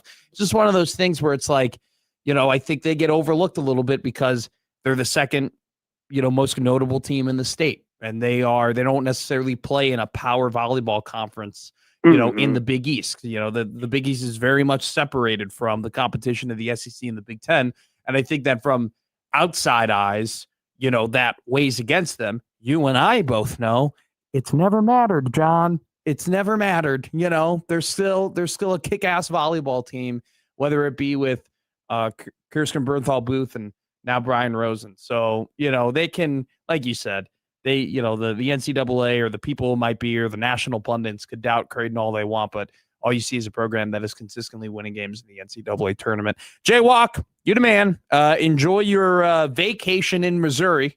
Still an interesting place to take a vacation. I marked you as a Tampa Bay man myself, if I'm being honest. No, Kansas City, it's not like I said I went to like Ursuline, Missouri. No, I'm just in KC. So I'm still in civilization, thankfully. Yeah, I'm going to go throw down on some meat, man. What a knock on the citizens of Ursuline, Missouri. Hopefully none of them are listening. I'm sorry. I shouldn't have. All right. Well, enjoy your bird ends, your baked beans, and your okra. All right. I'll certainly try. All right. Talk to you soon, my man. John Walker, the Omaha World Herald. Great article he just wrote. This guy's on vacation. He's really releasing really good reading material. I mean, he cannot be stopped. He can't be messed with. I just want to go on record that when I am on vacation next week, you will not hear a word from me. I will not be writing anything. I will not be publishing anything. I severely doubt that. You doubt? You are going to letterbox something. Oh, well, yeah. And that is writing. Got quite the list building up. What do you have on the list? I don't even remember. I'm throwing things on there. And By the way, are you rewatching movies and then letterboxing them? Because there are some, like you just did Step Brothers, and there's no way that you hadn't seen Step Brothers before. Yeah, sometimes I don't hit the right buttons in the right places. I have seen Step Brothers many times before. It's the effing Catalina wine mixer. I wanted to be a dinosaur when I was growing up, and my dad said, "Johnny, you're 24. You can't be a dinosaur." And I lost it, guys. I lost my dinosaur. Dad, that's a ridiculous dream. It's such a good movie. God. You know what? Did you ever see the third John C. Reilly and Will Ferrell film? They made 3 of them. Talladega Nights, Yes. Step Brothers, Yes. Holmes and Watson. Yes. Yeah, Holmes and Watson is one of the worst movies I've ever seen in my life. I loved the first 30 minutes of Holmes and wow. Watson. The first 30 minutes, I was dying. I thought it was hysterical. And then it just was like, this is dumb. This is stupid. This is, idiocracy. I only saw it that one time. I can't imagine I'll ever watch it again, but I remember being mad at how my face hadn't changed throughout the entire movie, thinking, I'll get a couple chuckles, even if it's bad. Dude, now I look back on it and you just think like, Will is older. John's older. That might be our last Riley and Ferrell movie together we've ever seen. That probably is the lens I would watch it through. And that kind of sucks. I kind of want, I don't know. I read that script for Talladega Nights 2 that they decided not to go through on. And now I just can't stop thinking about how much it would be awesome to see Ricky Bobby trying to deal with universal health care. Like, I think that'd be an awesome movie. I mean, I do think it is probably the last time you'll see those two work together, as they had a falling out over the Jerry Buss role and Winning Time. Wait, they had a falling out? Yes. No. Like how bad? Like Taz and Dreamer bad? Like I don't know about Cabana that. and Punk bad? I don't know. Will Ferrell was dead set on playing Jerry Buss. He's like, look at me. I'm Jerry Buss. And Adam McKay, the director of Anchorman and all those movies, worked very close with Will Ferrell, said, I'm actually going to go John C. Reilly here. And it's like, whoa. That's McKay's fault. Not then. cool. That's McKay's fault. Will Ferrell sort of cut both of them out. Because why would John take this? If he knew I wanted to do that, I don't know how he knew. Do you know that Will Ferrell's son is actually like a funky songwriter now? Will Ferrell's Magnus Ferrell. Great name. He's made this bump called Sleep Talk. A Sleep Talk. Dude. That's a handsome man. Oh, absolutely.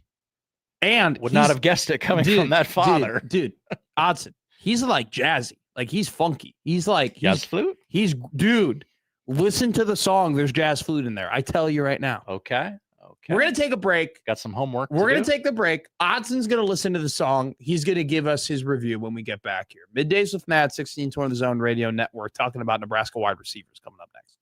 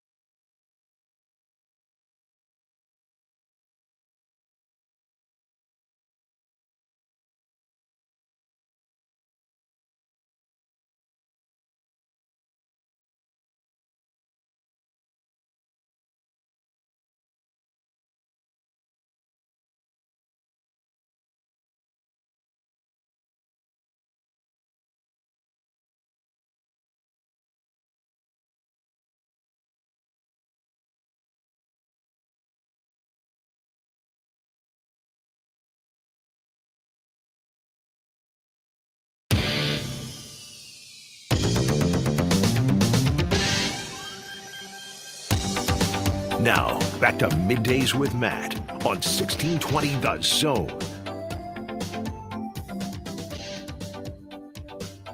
All right, I'm PO'd. All right. Very frustrated right now. This could be good for us. Well, it's about somebody for the who show. is already on the dead to us list. Is it Okay. John P? It's John P. Uh-huh. and PFF. Menace to society. Because, I'm trying to do these PFF stats. I'm trying to get into midseason form. All right. They finally worked. I'm not PO'd anymore. We're fine. That was a close one. That was stressing. Well, because they have this great thing where they go NCAA receiving depth player rankings, right? And yesterday, Isaiah Hunter spoke to the media, okay? The wide receiver last year for Nebraska football, 617 yards, 43 receptions, 5 touchdowns. You might know him from, they kept running that one screen where they pulled the guard in the center and they pancake everybody. Shout out Rocco Spindler. Now no longer on this team, but never forgotten. I love it. By the way, quick sidebar, timeout here. Timeout. I have 2 left. Rocco Spindler was awesome. And we did not use one timeout in segment 4. It is. I'm going to start a graphic. What segments Matt uses his timeouts in? Uh-huh. Timeout. That's all. I'm just reiterating. I'm not taking a second timeout after I already took a timeout. Okay. That would be stupid. I know people in the state would be used to people using 2 timeouts in a fairly short amount of time. But no, I'm just reiterating my first timeout that I used. Rocco Spindler was awesome. And we're not going to talk about him like 3 years from now. But I loved how that guy played football. And he did you ever see the x-ray of what his finger looked like? And the bones were stacking on top of each other. And then he just wrapped that crap in a club. And he just ended up, he was great. I mean, was he award-winning, awesome 3rd-round draft pick great? No. But for the toughness, what the team needed, the effort he was given, Rocco Spindler was great. Okay? Throw that out there. Now back to the main point. Isaiah Hunter talked to the media. Okay? He was one of the people who were there, and they had all those 11 podiums, right, where people were kind of just dipping in and out, asking him questions. And he said some very bold things that I think people at this point are used to. He said, look, man, I want to win. I want to win. I want to go to the college football playoff. He mentioned, hey, I want to be drafted. I want to be the first wide receiver drafted in the draft. That's what I want. My goals are big. What I want to accomplish are these things, and I'm going to set myself up to do that. And I think it leads into an interesting conversation about this wide receiver room, because it's a room that we've talked a lot about in terms of its depth. We've talked a lot about in terms of how many guys they have. And not only just producers, right? Because Hunter, he had 617 yards last year. Barney had 484 receiving yards last year. Quasi Gilmer, playing at UCLA last year, he had 535 yards. That's nothing to sneeze at. These are guys who have produced, consistently at the Big Ten level. And then you even have the interesting pieces that fall behind those guys, right? You have Cortez Mills, who I've talked about on the show. Guy's a zoomer. I would have loved to have seen him get more touches. I would have loved to have seen him just be out there a little bit more. But clearly, if you go and you look at his snaps, on PFF, he was only really being used in passing downs. He wasn't out there consistently. And I think that just kind of, when you see that pattern, it shows you that there definitely felt like there needed other things to develop in his game for them to trust him to be out there consistently. But you also have Quinn Clark, who a lot of people talk about, stud athlete, great frame. We saw flashes of him last season. I've even heard people very high on Keelan Smith, another wide receiver there. And then you even talk about Janiran Bonner, who, man, the red zone offense last year was definitely not at the level that he needed to be at. And in part, it was because Dana Holgerson had some major plans for Janiran Bonner, also known as Wood, in the red zone. He was going to be a key cog in that machine. He tears his ACL in the very first game of the season. So we're pretty high in terms of not only the production the wide receiver room has, but also, the talent that even the depth pieces potentially have. And, to me, though, it's the one question I have for the wide receiver room, and this isn't a knock. I don't want this to be taken as a knock on the wide receiver room. It's just a question. who's that number one guy? Like, who's the top dude? Because I've seen a lot of Ja'Cory Barney. I've seen plenty of Isaiah Hunter. I've watched a little tape on Quasi Gilmore. Right now, if you just look at their pure vanilla numbers, they're all kind of twos. You know, they all produce as a very quality, high-level second wide receiver. 3rd and 7. Who's making the play? Who's that guy? Who's that number one? Who's the dude that you can trust? Tim Verghese and Steve Merrick, 2 voices and 2 writers that I trust dearly, are all in on Quasi Gilmore. I'll tell you this. Every time Isaiah Hunter got the ball, he was the type of player I go, all right, here we go. You know, like that's the type of athlete he is. And, you know, he mentions, oh, I want to be the first wide receiver taken off the board. Hell of a goal, by the way, because there are some very talented wide receivers, even in, I mean, I'm not even talking about like the Cam Colemans who are out there and maybe even the Nick Harbors of South Carolina who are studs in the SEC, but you even got some super talented wide receivers in the Big Ten that you got to compete with to be that. But you look at, you know, Isaiah Hunter, he's got an NFL draft buzz grade. Like, he's got a profile. He's projected to be a sixth round pick next year in next year's draft. He's projected to be the 25th wide receiver taken off the board. He's overall 180th ranked in the country, according to NFL Draft Buzz. Just to give you some more of a scope, Gilmer doesn't have a profile on NFL Draft Buzz, right? He's not a guy that they have felt like they needed a profile. So Hunter's got the talent. And this is all like the success of Nebraska's offense this season. A lot of people want to talk about the running backs. A lot of people want to talk about the quarterback. A lot of people want to talk about the wide receivers like I'm doing it now. But to me, it will always funnel back to offensive line. It will always funnel back to the offensive line being the tide that raises all the boats. If the offensive line is really good this year, I don't think you're going to need to worry as much in terms of who's going to fill Emmett's shoes. Because if they're just knocking guys over and they're playing at a high level, it's going to be pretty smooth sailing for a running back room that has talent overall. If they're protecting Anthony Calandria, you're not necessarily going to have to worry too much about, is he going to get hurt? Is he going to put? No, he's going to be in a clean pocket. And we talked about it, right? The drop that Calandria takes. This was one of our PFF stats of the day. When Anthony Calandria is in a dirty pocket, his turnover-worthy percentage is 5.3. When he is in a clean pocket, his turnover-worthy percentage is 1.6. That's a near 4% increase in plays that could end up being turnovers, which is a lot over time just by being in a clean pocket.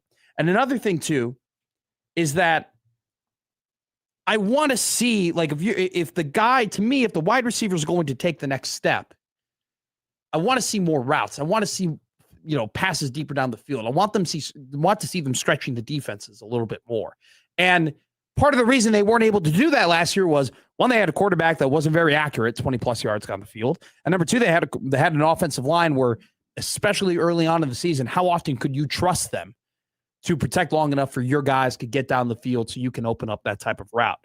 And so it all funnels back to the offensive line. If the O-line can be good, can protect really well, you're going to advance the run game. You're going to limit the amount of bad plays that Calandria makes statistically, and you're going to give these speedsters in Barney, Hunter, and Gilmer more time to get downfield. Last season, do you want to guess how many 20-plus passes, how many 20-plus targets, 20-plus yard targets Isaiah Hunter got last season? How many 20-plus targets he got last season? 4. 10. He only got 10. Would you like to guess how many 20-plus yard targets Ja'Cory Barney got last season? Tree Boy didn't throw it down the field very much. Tree Boy did not. 5. 8. Now, I will say this. Hunter had 3 receptions for 83 yards. That's not a lot. Barney, though, on his 8 attempts, 5 receptions for 183 yards. Talk about efficiency. Okay. And right, you remember that Michigan State passing catch he had there in that game. Just for comparison, by the way, the number one 20-plus target guy last season was Danny Scudero out of San Jose State. He had 41. He had 41 20-plus yard targets out of let's see here. How far can I go? Like Barney and Hunter don't even rank in the top 200 in that stat. Like you have to. Barney is 8. That would rank him 294th in the country in 20+ yard targets down the field. So, what's the next step for these guys potentially being the number ones? Well, more downfield receptions, more explosive plays, more 20+ yard plays. Chunk. And they have the speed, they have the ability, they have the athleticism to do that, which is once again, it all funnels back to O-line giving as much protection as possible to Calandria so he can actually have the time to throw these passes. And we've talked about this in another PFF segment. He's actually not terribly inaccurate down the field. Like he's near 50% in 20+ target or 20+ passes down the field. That's pretty damn good in college football, right? I mean, those passes, if you're above like that 50% mark in terms of throwing the ball down the field, we're talking about some pretty elite numbers. He's not that far away from that mark. So I really like Hunter. I really like Barney. I really like Gilmer. You watch their tape, you watch their athleticism, you read their profile. Like they have something there. They're cooking with something. Is it avocado oil? Is it peanut oil? Is it canola oil? I don't know. But you got the recipes for a pretty dangerous passing attack. It just all funnels back to what does the protection look like? What does that look like? What is the Jeep Wade effect? What is the Jeep Wade evaluation effect? What's the Jeep Wade development effect? And we'll talk about the offensive line throughout the entirety of this camp because it's a mixture of, man, they got the measurables and the athleticism that you want, but there also is some tape out there in terms of, Babalade had his not so great moments. Pritch had his not so great moments. How much of those can they eliminate that and put that all together, right? But you got a pretty solid cord in the middle, and Paul Mubanga, man, there are a lot of top programs that wanted that guy. Nebraska was able to get him. They did everything they could to get him, and he was Jeep's guy. Let's see if does he develop and does he take that next step in the interior offensive line. But those are kind of your PFF stats, man. You got 3 guys that I think statistically vanilla stats. You would say, hey, they have 3 2s. But they have guys with the potential to be 1s. Which one of those guys develops into a 1? And how do the pieces around those guys allow them to get to that spot? Or did none of those guys get there? And it's actually a guy that we're not talking about breaks out. That'd be cool. That'd be nice. Guy we're not really speaking about just ends up being, oh my God, holy crap, look at him go. Look at Mills go. Look at Clark go. That'd be cool. Someone's going to have to become the guy. Yes, without a doubt. And I think it falls, I won't say directly on the shoulders of the offensive line, but maybe in like the mid to upper back of the offensive line. That's where it falls. To me, this falls into the category that we do this a lot in the preseason. Well, if this, and this happens, well, I'm only saying Nebraska will be very good. Great point. That's Kool-Aid drinking. That's how we drink the Kool-Aid. That's just how I feel about the room right now. Time out. Another one? Time out. Ooh. Time out. I only said one. I only said one what if. I said what if that entire segment.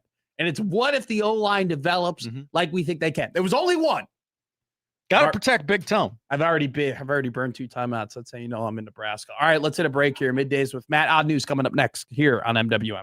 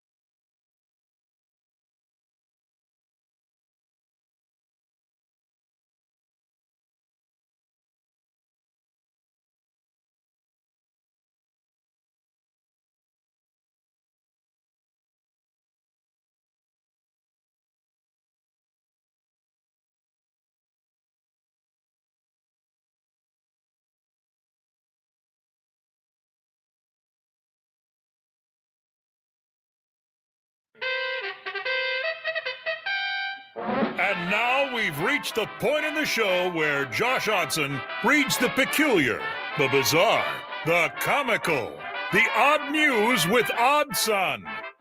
Odd news, Odd Son. See what we did there? The odd news with Oddson. All right, J.O. Let's start in Akron. Okay, about LeBron? No. Oh, no. The Zips announced a new fan promotion, offensive coordinator of the game, giving one football season ticket holder the first ever opportunity to help script the opening drive of the football team's home opener.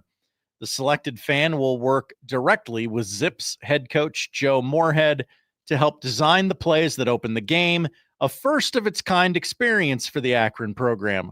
I'm also betting last of its kind. I'm looking forward to collaborating with the season ticket holder who wins this contest, Moorhead said. This will give our fans behind-the-scenes experience that has never been done anywhere before. Let's see. Let's look at the graphic here. One lucky fan will be able to script the opening drive, an extra chance to win with every new season ticket holder you refer, a random drawing, and it'll be held in a couple of weeks here. So really interesting opportunity presents itself at Akron. So I saw somebody mention that it's only $70 to $115 to buy season tickets. Whoa. To the Akron Zips this season, meaning that you could enter in to win this contest, even if you're not a true season ticket holder for Akron for $70, which in that case, this becomes one of the most genius marketing promotions of all time. Because there will be. Are they going to do geofencing on this? So nobody in Omaha can win? Yeah. Why would you? Why would you? Just have them buy it. Have them enter in. People will enter. They will make a lot more money than they would previously for Akron season tickets. If I'm Joe Moorhead, though, I'm thinking, why am I still doing this? Absolutely. Like, is this really the business I want to be in? Is this the college football I want to currently exist in? I have to deal with some schmuck. And whether or not he wants me to run the ball or pass the ball in my first drive of the game, sure, all things considered, it's probably inconsequential to have, someone else who doesn't know what they're doing, like for one drive. Like they're just going to bomb it deep. Yeah, like if it's a 3 and out, it's the first drive of the game. It does. I wouldn't say inconsequential, but it definitely doesn't fully affect the game like you would think if they were to call the whole game. So anyway, let's do the next story. We go to Florida, where get that ad out of here. A steakhouse touts clothing optional nude dining experience. Murad Ali, chef and owner of the CLASS Soiree Steakhouse in Hollywood, Florida, came up with the idea of the monthly event as a means of attracting attention to the eatery in an unusual way. Well, hang the banner. Mission accomplished there. As a restaurateur in this rough environment, we have to be remarkable, and remarkable means people are talking. The chef said the servers, who remain clothed, have been trained to be respectful of unclothed customers. $250 for men, $150 for women, $300 for couples. Yeah, what a shocker. No admission to anyone under 18 once you walk through the door. No clothes on. Some of these restaurant tours have just lost the plot. What if you just served good food? Thank you. What at, happened? At a reasonable price. You know what? What happened to a good bistro? What happened to a good plate? Hey, we serve 7 appetizers. We got 3 soups, about 12 entrees, and 6 sides. That's what we do. All right. Is it kind of dark? And is there a lot of leather in this restaurant? Absolutely. Could we probably turn on the lights and have more comfortable seating? Maybe, but you know what? It's a bistro. Deal with it. That's what I want. That's all I want. I don't need all this foie gras and black truffle and, the caviar and all this type of stuff. Oh, hey, look, here's a calamari. It looks like a wooden stick. I don't care. It's not Thursday. Hit a break. I'm done with these restaurants. People suck.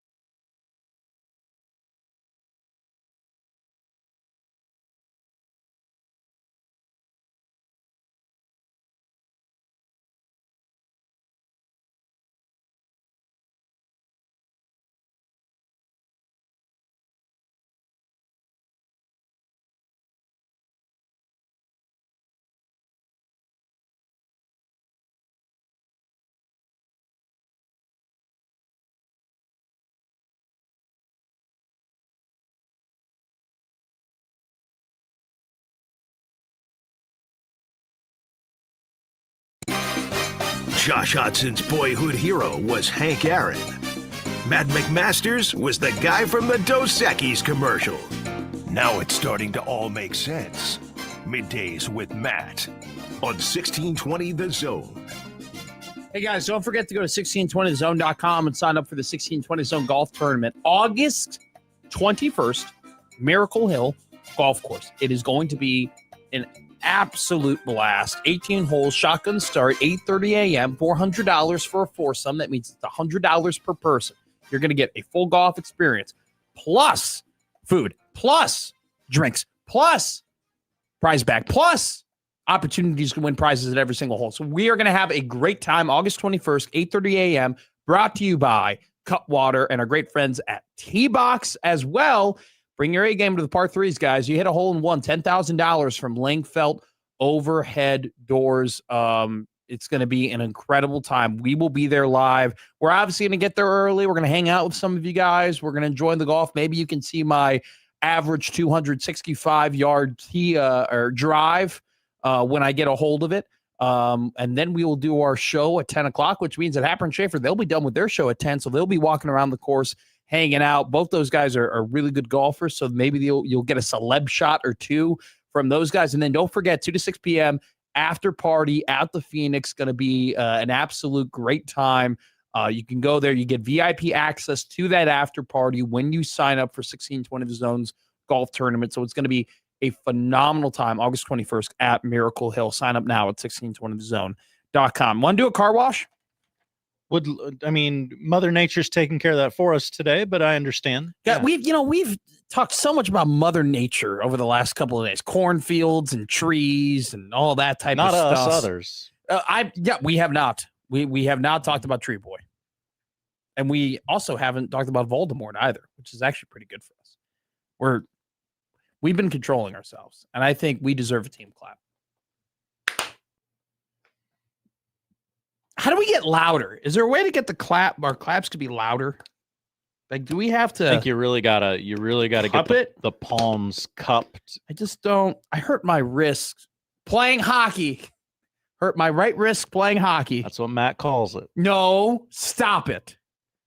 I sprained my wrist when I was in high school. I never got it fixed because I just taped that sucker up and played.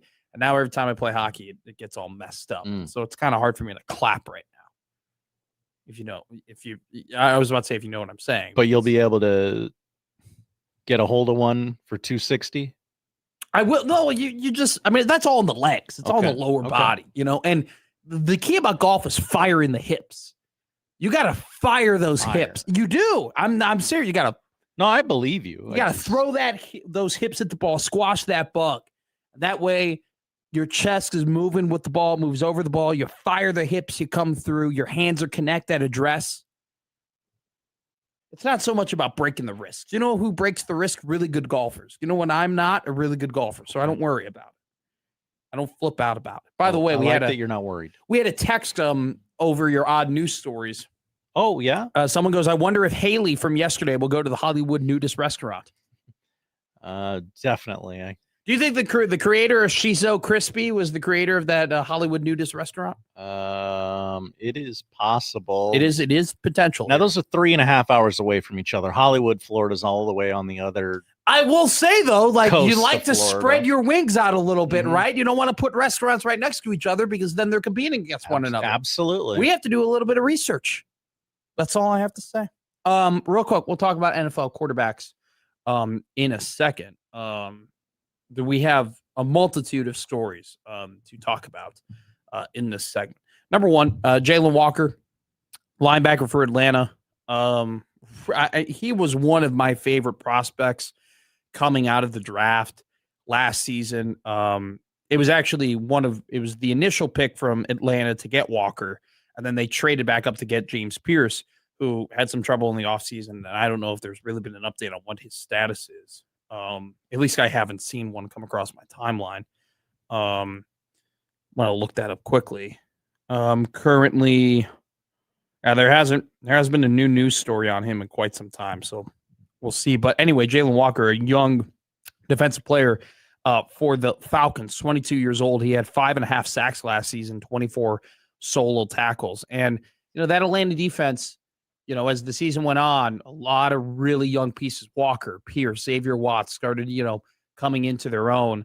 And now this young man who has a ton of promise after having a really good first skier for the Falcons goes down with a torn ACL. So we'll see what his status is for the rest of the season. Obviously, you could mark him down as somebody if you see him at all this year, you're probably not going to see him in a very high capacity. But I mean, all of a sudden, like, people are coming back from ACLs and they're totally okay. Like, I mean, Mahomes tore his about that was 8 months ago, and he turned around pretty quickly. Hell, Daniel Jones tore his Achilles in the middle of last season. Apparently he looks good and he's playing really well at Colts training camp. So you never know, but a pretty big blow for the Falcons. Also talking about injuries, John, close your ears. David Mirkovich for Brad Underwood's Fighting Balkans went down with an apparent injury yesterday at practice. And so there's kind of been this big four of college basketball heading into the preseason, which include Illinois, UConn, Duke, and Florida. Those are your big four teams that people are marking down. Like, at least two of them are going to be in the Final Four. If you read and you do your research, pretty big injury for the Fighting Illini, who, by the way, tough for that to happen, but they're pretty deep over there. they got a lot of really good players in Illinois. They're still going to be a top team, even without a basketball Mirkovich. injury. Yeah, well, they're practicing. They're practicing, dude. They're at their fall camps. They're at their summer camps. It's summer camp for basketball, but it's fall camp right now. Yeah, we don't have to really get into it. I'm not you need to call it one thing. I'd like to point out the irony of they happen at the exact same time. One is called summer camp. One is called fall camp. Did you see this? Did you hear about this On3 and Poly Markets exclusive prediction market partnership? Whoa, that doesn't seem like a good idea. Yeah. On3 today announced a strategic partnership. Sorry. As opposed to unstrategic partnerships. Thank you, Odson. Thank you. Taking the words right out of my mouth. I don't know. You want to hook up? Sure. Why do you need to put a qualifier or an adjective in front of partnership? Anyway, announced a strategic partnership with Poly Market, naming the company its exclusive prediction market partner. The partnership brings together a leading college sport media company and Poly Market, a leading prediction market, to create original content and fan experiences across On3's digital platforms. Beginning with the 2026 college football season, Poly Market will be integrated throughout On3's editorial, video, podcast, newsletter, and social media platforms. The partnership will feature original content, sponsored programming, and market-based storytelling centered around biggest moments and conversations in college sports. So basically, this is a regular old, every single On3 podcast you're going to hear is, hey, brought to you by Poly Market, brought to you by Poly Market. You want me to say it on Poly Market that it's going to happen? So, do you want me to go down the rabbit hole here? There's a rabbit hole? Well, not a rabbit hole, but a potentially terrible idea that hopefully doesn't happen. Oh, yeah, absolutely. Can you imagine if we start now making prediction markets for where certain players will go in the transfer portal? Oh, I imagine that will happen yeah. Not a fan. Not a fan. No. Not a fan of that happening. If that, I mean, I don't know, man. It's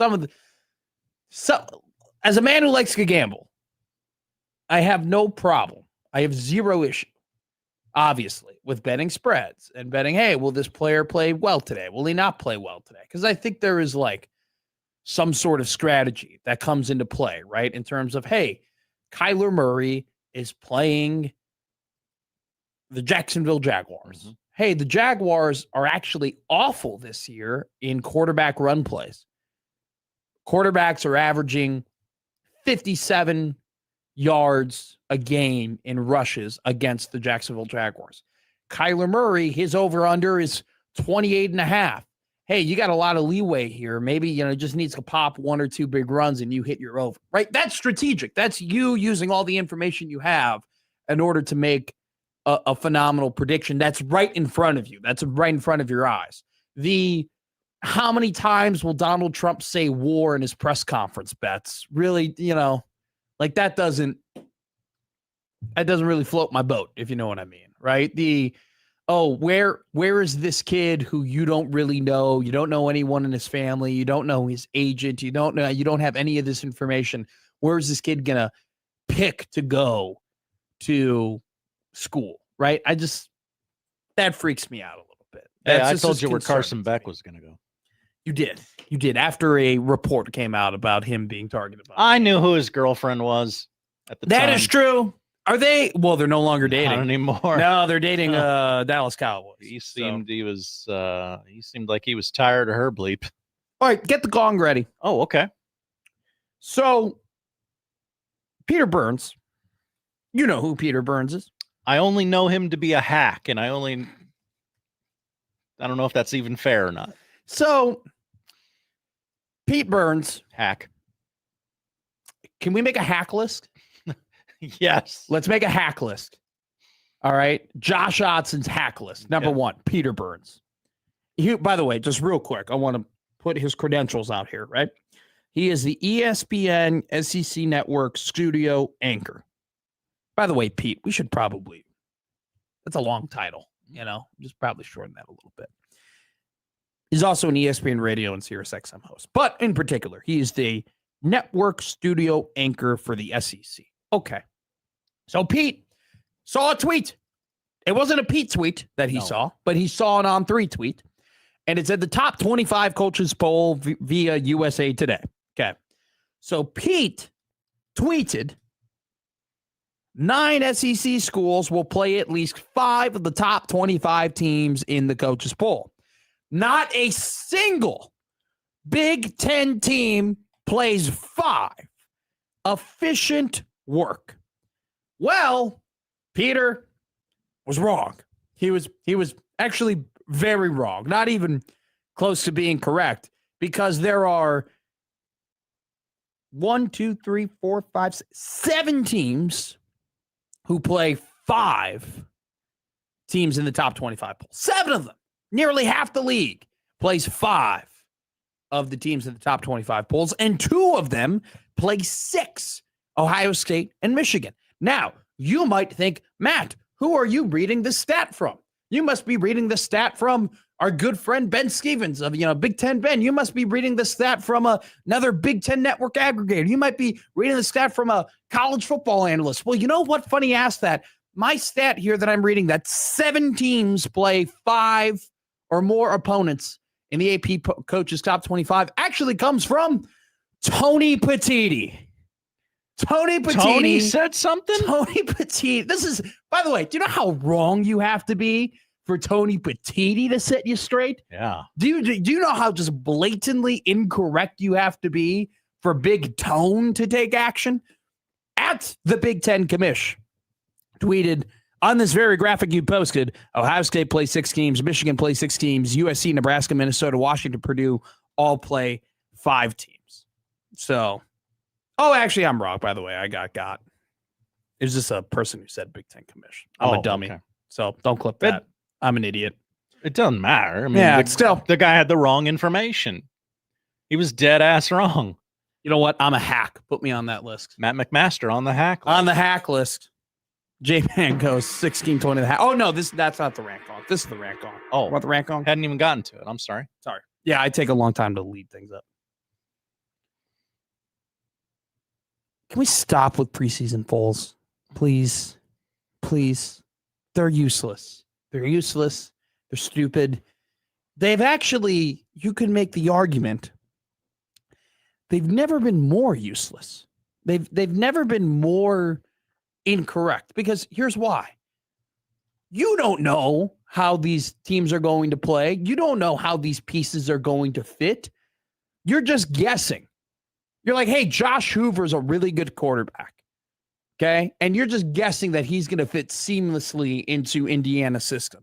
Hey, this guy's a really good quarterback. I'm just guessing he's going to fit well into Michigan's system. Oh, Ohio State got 8 new players on the defensive end. They're going to have to be starters. Well, they're all talented elsewhere. I think they're going to end up being, no, you don't know. You have no clue. And yet we make these preseason rankings and we just allow it to influence our opinions way too much into the season when we already have the view in front of you. And what's even worse is that we make these preseason polls and somehow they still influence the decision makers when it comes to things that are being, decided in the middle of the year, right? Because when we go, we're going to pick between these two teams in the college football playoff. Well, this team is more talented than this team. Well, why? Because we decided in the preseason poll that, their recruiting rankings are better, or they had a subjectively better transfer portal class that we're going to use that. No, just watch the games. These teams play games. These teams win games or they lose games. Watch the games and make your decisions. These preseason polls, they don't know. No one knows what they're going to be, and yet they influence us in future decisions that we make. I actually have a bigger problem with it when it comes to college basketball than college football, because we give so many teams in the preseason top 25 of college basketball leeway in the beginning of the year compared to look at what Nebraska had to do to eventually get ranked in the AP top 25 poll. They had to go 11-0 and beat all these teams to finally prove that they deserve, that they belong there. Yet we just subjectively go, we like a couple of these players, and on this, Providence team, we're going to rank them in the top 25 of these because they could be, talented. Stop it. Right. And we all flip out and we freak out about these preseason polls and where we're putting no, dude, no one knows yet.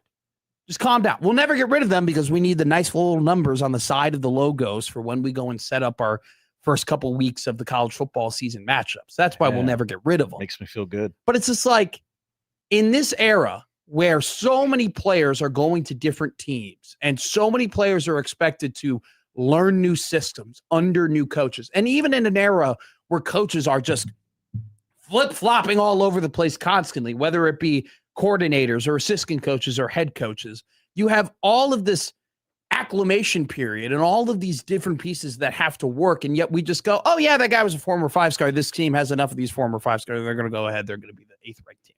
This doesn't make any sense to me, and I understand why they do it, but I don't know. If you get really, really teed off about where your team is ranked in the preseason poll, my man, I got good news for you. Your team has 12 opportunities this season to prove why that's wrong. All right? 12 opportunities to prove why it's wrong. Don't freak out about it now. You feel the juice? I'm just saying, it's one of those things, too, where the ESPN, makes these graphics about their, about at the SEC, and their statistics include the transfer portal rankings, and they include the high school rankings, and they're like, we're including all these subjective rankings to make sure that the teams that we're covering are super ranked, super high, and now all these teams are playing to each other because now that the strength of schedule is so high, look at our conference that we broadcast all the games. It's so great, it's so awesome, even though they haven't played a game yet. They haven't played a game. How do you know? How do you know? You don't know. You don't know. You don't know anything now. And you know way less now than you did 10 years ago. I know one thing. 2023, Michigan. 2024, Ohio State. 2025, Indiana. That's 3 Big Ten schools that have won the last 3. By the way, college football national championships. I want to make it clear that I wasn't getting worked up about the top 25 ranking. I was getting worked up about the existence of the top 25. Exists. Nothing about it specifically. I'm getting worked up that a Pac-12 school has made the college football national championship game more recently than an SEC school. Since then, that conference has died, been resurrected, and the SEC yet to make because they're so tired. I still harken back from to playing that, Mississippi State. Still, it's exhausting playing the Bulldogs. Do you remember when I read that Greg Sankey article where he listed off 7 hypotheticals? What if Milroe walked into the end zone, and what if this play against Texas didn't happen? What if this play against Georgia didn't happen? And what if Jack Sawyer doesn't pick 6 the Longhorns in this game? Sawyer. I think he's a Pittsburgh Steeler, that guy.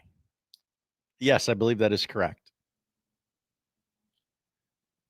Seth goes, that's before you even get to the point where the SEC didn't even make the Natty game, Josh, despite having half the field. I got there. I'm slow. I'm old. They had half the field last year. People forget. Like the ESPN SEC fodder has now become like now it's unapologetic. Like at least back in the day, they used to. It was kind of They like we're used to hide trying it. to mask. The it. turning point was really when I think it was it Reese Davis or it was Chris Fowler? I forget who went off on Indiana after they lost to Notre Dame. They were like, Indiana shouldn't be here, and we need to take strength of schedule into account, and this and that, and all the other likes. And since that point, Indiana hadn't lost a game since then. Which, by the way, Stephen Daly, the leading tackle for loss player in the Big Ten, reportedly going to return to the University of Indiana. He suffered an injury at the knee injury last season, and so that's why he wasn't, drafted or signed by anybody. So he's going to come back for an extra year, and if healthy and if he plays at the level he did last year, it's a major addition for an Indiana team that definitely, I mean, it's hard to say that you got disrespected by being ranked the 6th best team in the country, but you don't care about preseason polls. I don't. They have a chance. They have 12 chances to show how good they are on the field. See, but sometimes I can't help but like going back against my own rules, I still get mad. It does matter at some point. I still get fired up. Well, look, at the very end of the year, right? When we've already played the 12 games, none of that stuff matters anymore. If right? the season ended today, Indiana would be in the college football playoff. Yes. But I do think, though, that subconsciously this stuff influences how we think about certain teams and certain narratives. Absolutely. That definitely then affects how we rank these teams throughout the entirety of the year. You trust the process that at the end of the 12 games, the 12 teams that should be there are there. But still, there is something to be said by this ranking, which is completely arbitrary, that is going off of no actual, objective data. It's just simply going off of guesses and assumptions, is somehow like that shouldn't influence anything. And yet it does. It does subconsciously make us think a certain way. I mean, when I'll never forget, this is one of the only times that Saban really pissed me off, where he was arguing for Alabama when he was the head coach to get into the college football playoff. And he's like, what would the line be? What would the line be? Well, the line would be what it is. And it would probably be favored towards Alabama because we have this idea that Alabama's, super talented. Their portal classes and their recruiting classes and all that stuff. And part of that is true. But at that certain point in time, man, you know better than anybody, the games have been played and you've proven what you've proven, right? But that is an example, right, of those types of things and that type of narrative and those conversations we have before we even play a game affecting how we look things after the games are played. And I'm not a big fan of that. Not a big fan of that. So, all right, we are going to take a break here on Middays with Matt. I've used a lot of energy today yelling. You still have one timeout. I wouldn't use it yet. Yeah, but I mean, if I were to burn through all 3 timeouts before the 1 o'clock hour, that'd be very embarrassing. But at the same time, if we need to take it, we need to take it. You need to control the game. If you didn't have any timeouts for the 4th quarter of the show, yes, that would be embarrassing. Pinnacle Bank Championship is happening this week. We're going to bring in Josh Niedrow to go ahead and talk to us here coming up next year on Middays with Matt. Stick around. Going to have a fun time here on 1620.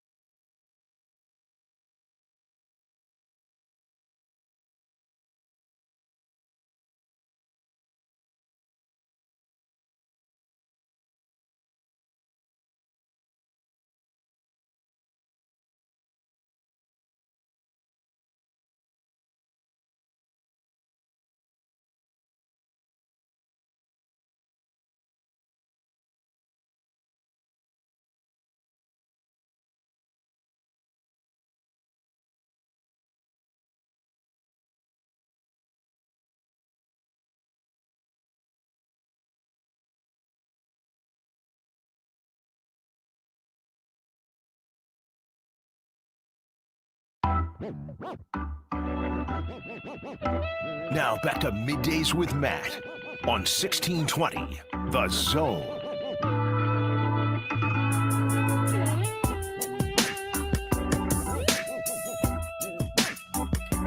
We have a very, very special segment coming up here on Middays with Matt. We are joined by the course enhancements at Indian Creek general manager, who is also doing some great work at the Pinnacle Bank Championships. Not only one of the best events here we have in Omaha, the Pinnacle Bank Championships, which is on the Corn Ferry event tour list, but also just one of the best events we have in the entire state of Nebraska, as we bring in Jim Nedrow. Jim, thank you so much for joining us here on Middays with Matt, my friend.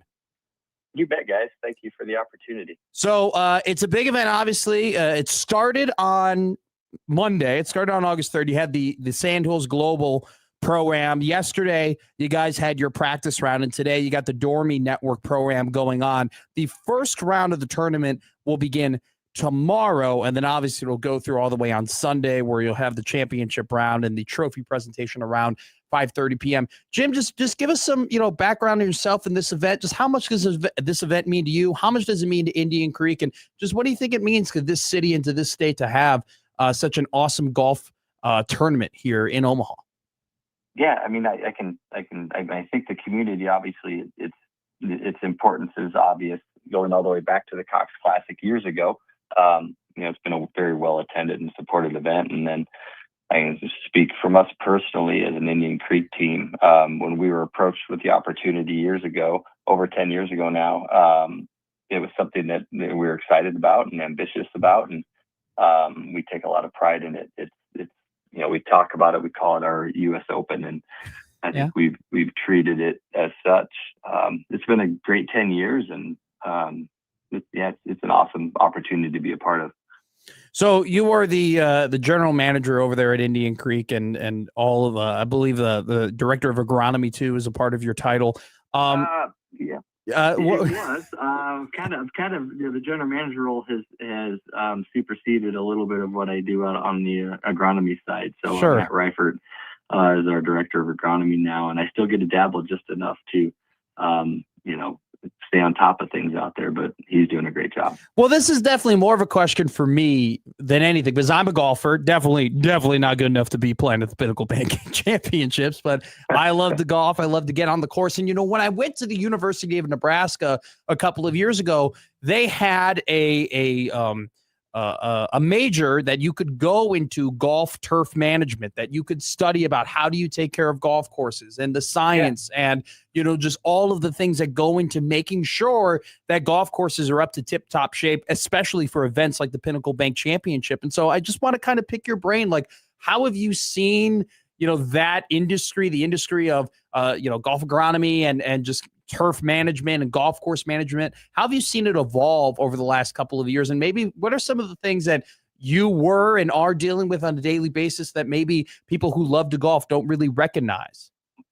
Sure. I was part of that program over 20 years ago now. So, I'll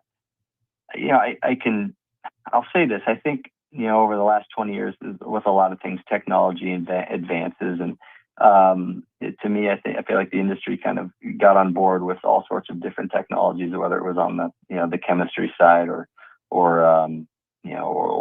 these physical technology, and maybe we all lost our way a little bit, and it became too data driven, and we were doing more, and like the keep it simple, stupid method, I feel like is coming back around, right? Where we've peaked, and now we're coming back to our senses. That's probably been the biggest change, I think, in the 20 years. But there's a lot that goes into it, right? You're only as successful as your soils, and so a lot of what we do is from the soil up, and we think that way, and we maintain our soil profiles, both physically and chemically, to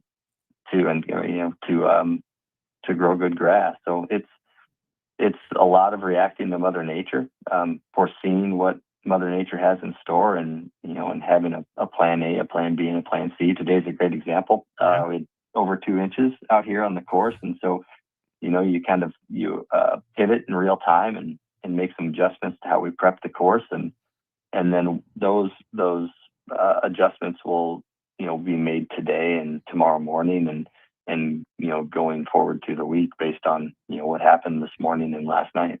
Pinnacle Bank Championship presented by Woodhouse Auto, part of the Corn Ferry Tour taking place at Indian Creek. The general manager of Indian Creek Golf Course, Jim Nedrow, joins us here on Middays with Matt. All right, let's talk about the event. Okay, you've had your first 2 days already. The Pro-Am going on today. The official event begins tomorrow. What can people expect when they go to the Pinnacle Bank Championship? What can they expect when they go to the Indian Creek Golf Course? And, I see you have Youth Day on Saturday. What is that all about? So just kind of give us the details and maybe a couple tips and tricks too, Jim. You know that place better than anybody. You bet. Obviously, we set up to host this event. You kind of have to check a few boxes, right? You have your golf crowd, and that's easy, right? The golfers take care of that. We are witnessing in real time the next great golfers. Scotty Scheffler's played here, missed the cut, I believe, maybe twice. We have a couple players playing here now that have tour wins under their belt. I believe we have a player that was in contention in the British Open this year playing. So you really do truly have an opportunity to see PGA caliber golf. The difference between someone on the tour and someone down here on the Corn Ferry Tour is it's just infinitesimal. They are basically all the same. So that's fun. But then we do have to lean into the non-golf a little bit, right? And we work with Hurrdat Sports and RSM and Pinnacle Bank and all sorts of other partners to create a great fan experience. You can, here at Indian Creek, we're doing some really great things out of our snack bar for the first time this year, which creates a really fun experience up in the pro shop or clubhouse. And we've got a new lounge that came on line here at the facility that, we've got a cool Clubhouse Plus ticket that you can purchase. We've got the Barnado Concert Series Friday, Saturday with, Scotty McCreery and Lauren Elena on Friday. So wow. It does. And then I think it's Cassius Culpepper and Wyatt Flores on Saturday. So there's all sorts of reasons to be here. Whether you like golf or not, it's really a fun place to be. It's the week or so before school starts, so bring the kids and have some fun. You mentioned the RSM Putting Challenge. That's a really cool event. That happens on Saturday. And I'd say if there's a day to bring the kids out, Saturday's probably the day. The energy around the RSM Putting Challenge and the Junior the Junior Golf event. It's a fun, energetic environment on Saturday that we really lean into, supporting the youth.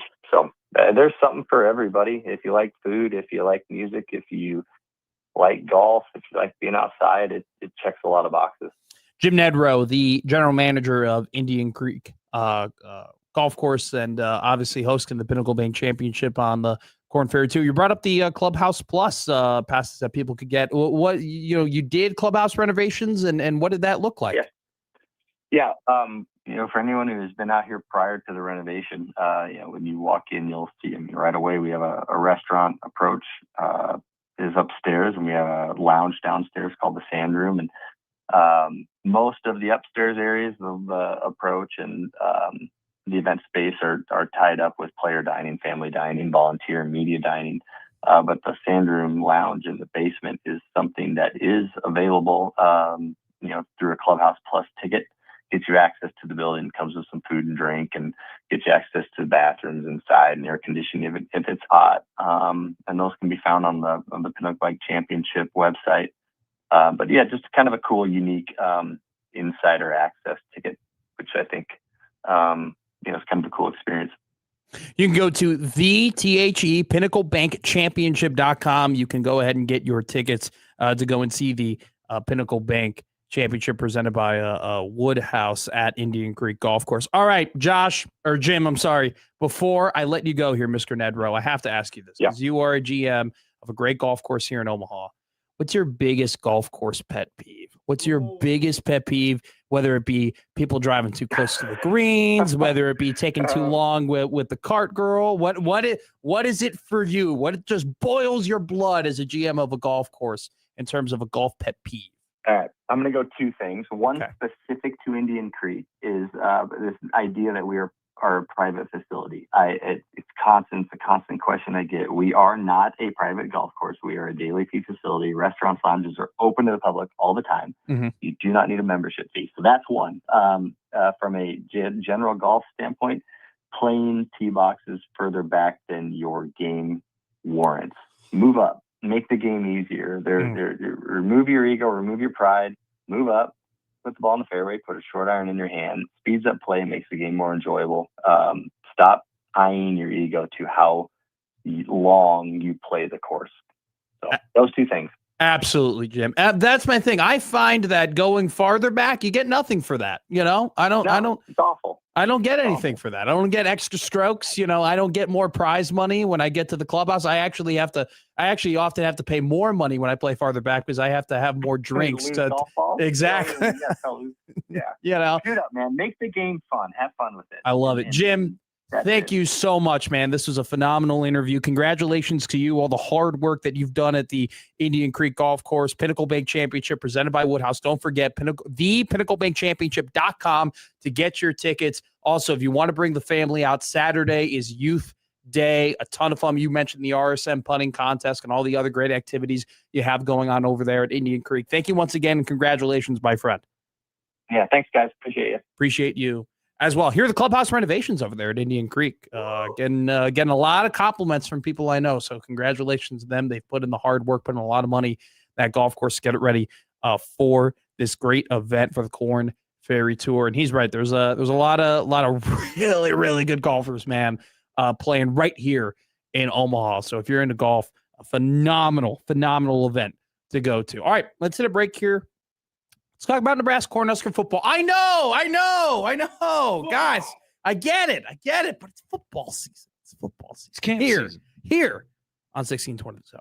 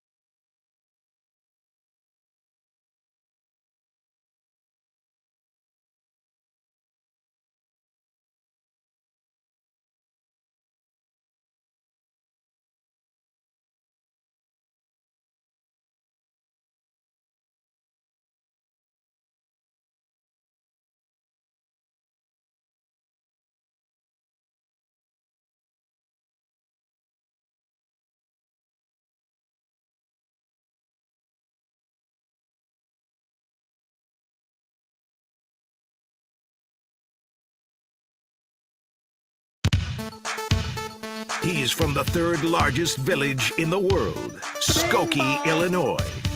Middays with Matt on 1620, The Zone.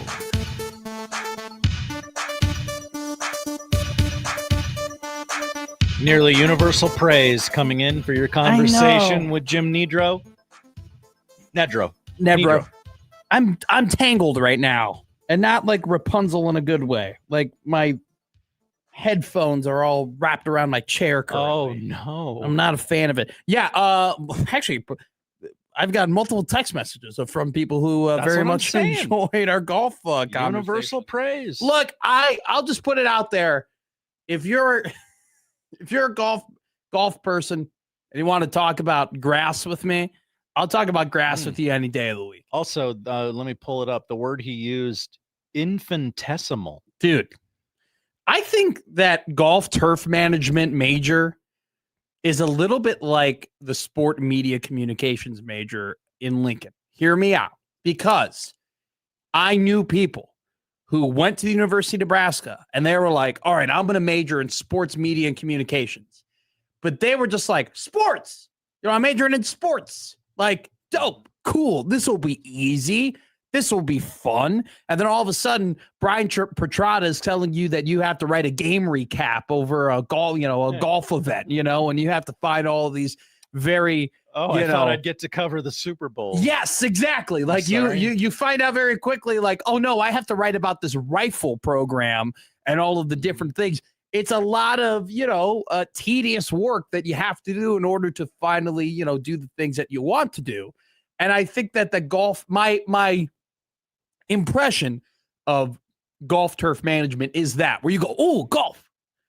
Oh, I get to work on a course, but then you find out that it's like, no, you got to move trees, my man. No, you got to know the science of, how does this type of grass get affected by water compared to this type of grass, and how does the dew point in a certain course that you're in or a certain area that you're in, how does that vary to another dew point? And, all this type of stuff where it seems like at times very challenging, and by Jim Nedro's discussion we have with him, incredibly scientific process that goes into making sure that golf courses are at their tip-top shape, which Indian Creek is at for the Pinnacle Bank Championship presented by Woodhouse, which you can find thepinnaclebankchampionship.com to go and get your tickets. Very thankful of Pinnacle Bank Championship. They've been running ads here on our radio station for the last couple of weeks, so thanks to them for supporting radio here.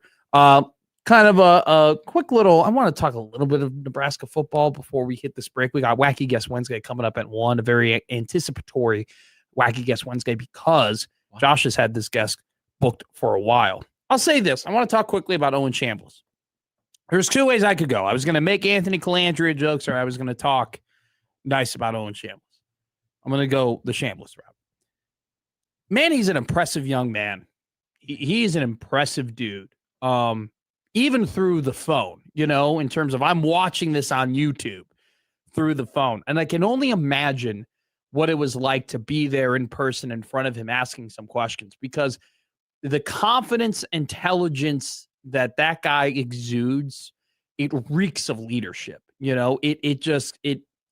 just look at that guy and you're like, and I've been in rooms with people in sport like this where their presence and their just knowledge of the things that they know in terms of sport almost challenges you to be better. Coach Darlington, may he rest in peace, was a guy like that, where I would see, I've sat with him in the cafeteria before talking about all things football, and he had such great knowledge of the game that you almost sat up in your chair a little bit straighter, right? You were a little bit more focused. You're a little bit more dialed in. You took every word a little bit more closely to try and relay that into, hey, what can I ask you next? Or how can I add to this convo? And Shambles has some of those qualities in him where, he very much, from his experience, how he's played, what he knows, he makes you kind of sit up in your chair a little bit and take those words in. And if he does that with media members, I can only imagine what he does with his teammates, right? And especially having the knowledge that he has of Rob Orch's defense, the mad scientist we are now calling him. But He reminds me, I'm not talking necessarily from a player standpoint, right? From a play on the field standpoint, but from a personality standpoint and how he talks, he reminds me a little bit of Luke Kuechly. Luke Kuechly is the type of guy where very intelligent, very smart, very processed, a lot about watching film, a lot about watching tape, a lot about studying and learning and honoring and giving reverence to the game of football. Chambliss is very similar to that, but I loved his quote about, he talked about how that's how some great football players are. We're a little bit quieter, we're a little bit more calculated, but we get on the field and we let it all out. That's what Kuechly did, and that's something that Chambliss doesn't. So I was very impressed, more impressed than I've been in a while for a player press conference like that. All right, let's hit a break. Wacky Guest Wednesday coming up next year on Middays with Matt.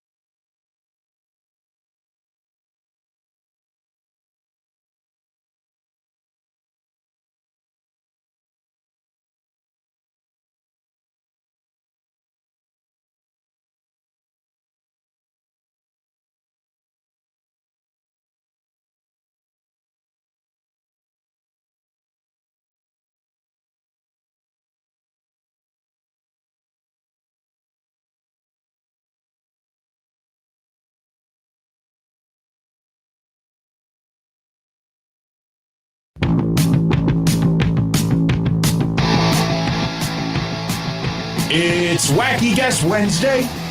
Middays with Matt. Who is our guest? We don't know. It could be anybody. It could be an actress. It could be a singer. Could be your mom. A-O, let's go. They're in the green room.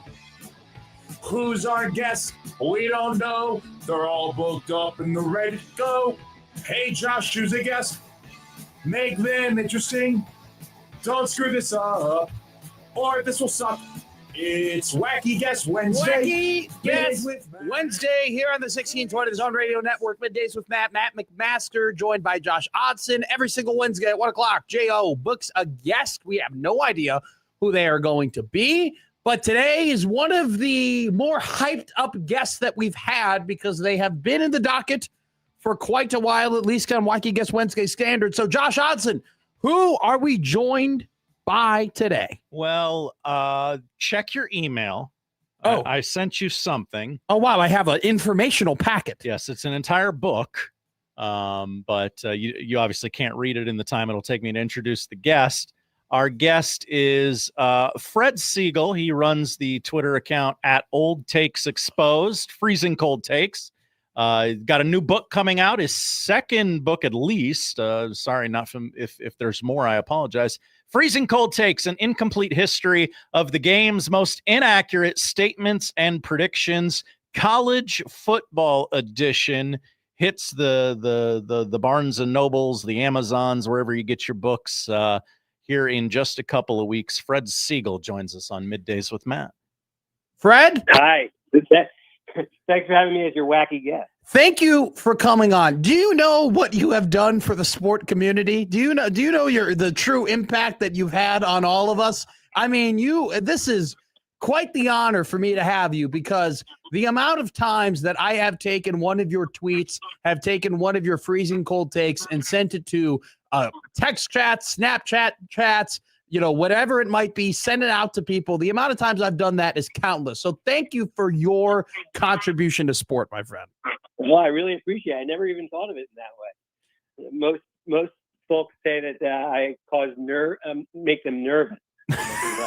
And that is, there are multiple. I do remember that there was a good run for a while where people would have a tweet and then they would go, man, I hope Old Takes Exposed doesn't find this, right? Or I hope, they don't go ahead and clip this. And then you would be very funny and you would quote tweet some of those tweets and say, no, brother, I'm here. I have this. I have it bookmarked. So let me ask you, Fred, what was the inspiration behind Old Takes Exposed? What was your inspiration about, just having this fun little Twitter account that held people accountable? What really, where did that dawn from? And then what did you see it grow into?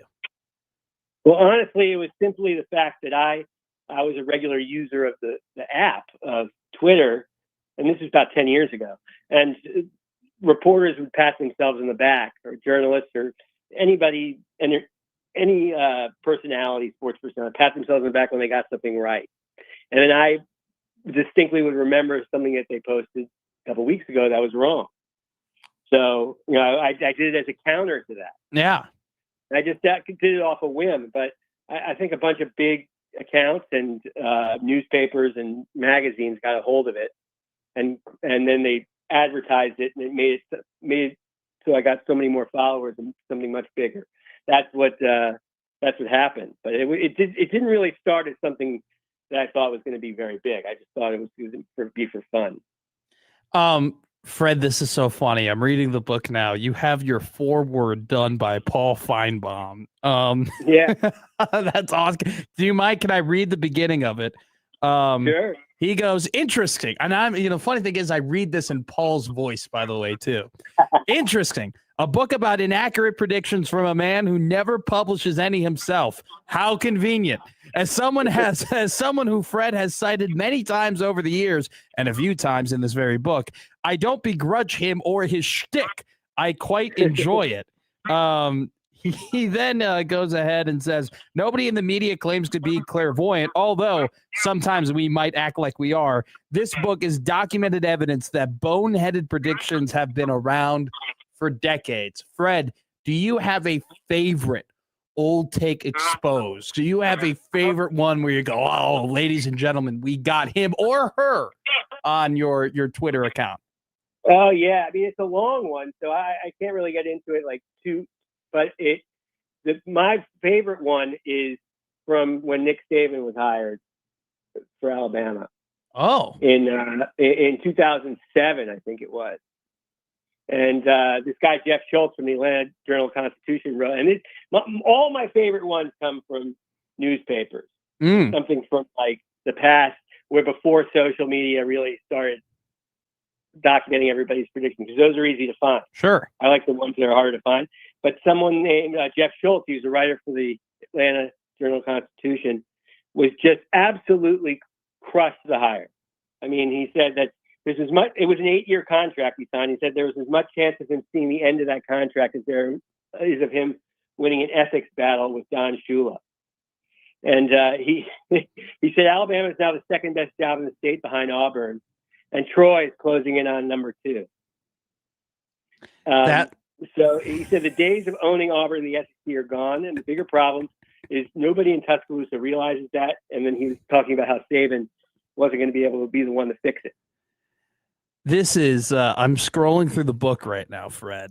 Matt, just real quick. I've hit Control F and searched Nebraska. Uh-oh. It comes up 123 times. There are sections about various bowl games, national championship games. Yes.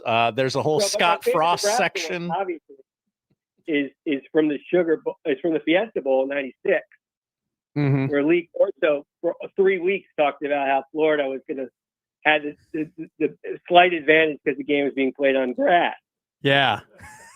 Kept talking about it so much. It was his big ace in the hole.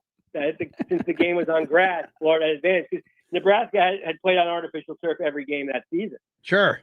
Great point. So that was his ace in the hole.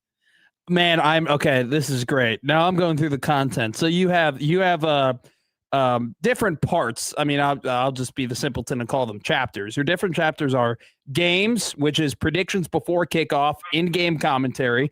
Part 2, teams, preseason predictions, in-season proclamations, quote unquote back, which I think is just we are back or they are back or someone's back, and they clearly weren't. Texas and Nebraska probably are in there a couple of times. Then you have the Alabama dynasty, which I think is just a full excerpt of everybody being wrong about them. Part 3, coaches, reactions upon hiring, mid-tenure observations. Part 4, players, oh my God, future Heismans, which has got to be an incredible chapter. Future Heismans is like somebody saying that they're going to be winning the Heisman in the future, not that season. So this guy's definitely winning the Heisman by the time his career is over.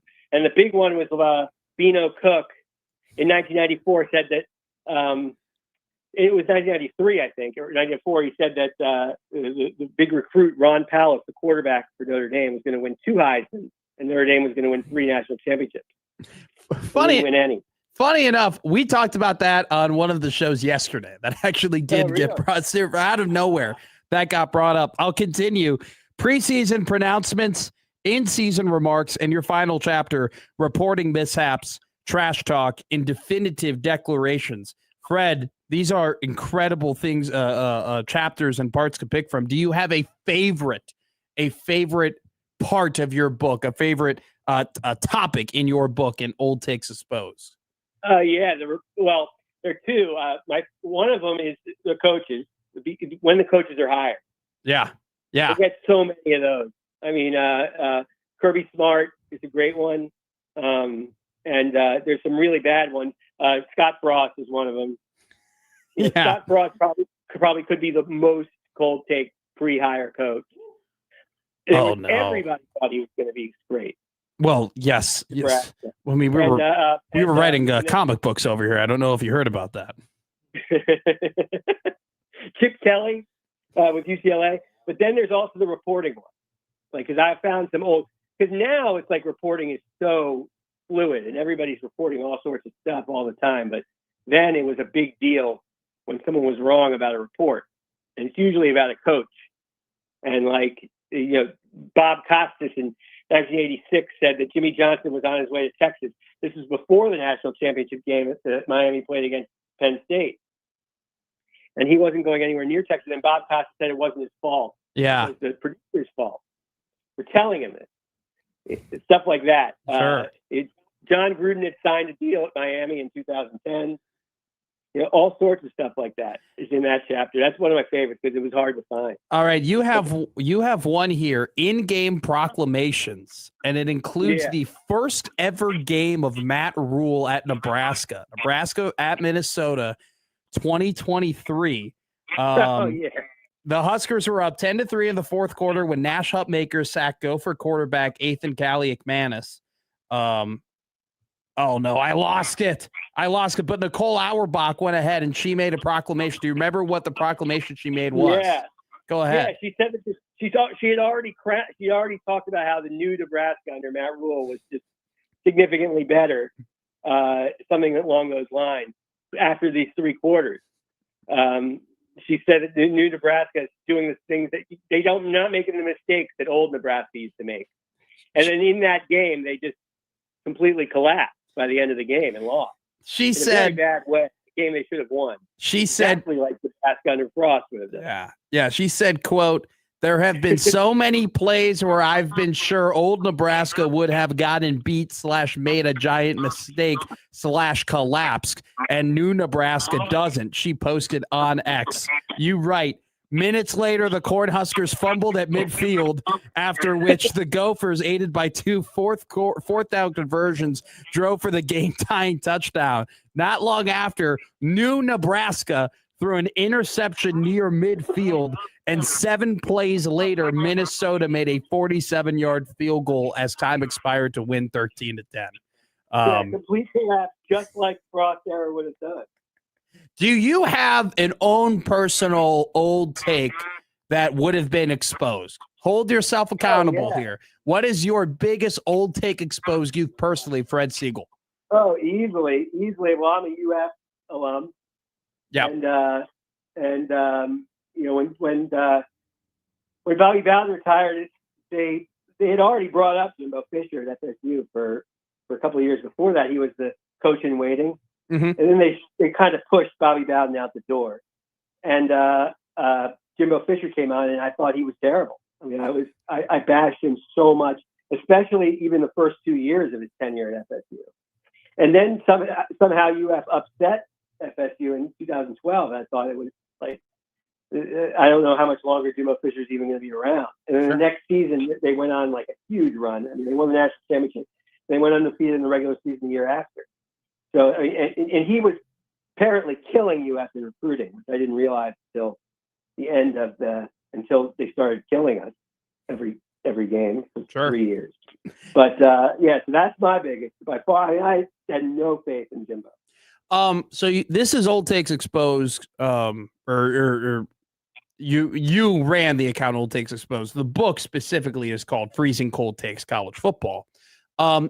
What is the next iteration of this? Would it be Freezing Cold Takes NFL, Freezing Cold Takes NBA, Freezing Cold Takes College Basketball? What would be the next iteration of the next Freezing Cold Takes book, and which one would you want to write the most? Okay, well, I did NFL. Okay, you did that already. Okay. Yeah, I did that came out in 2022.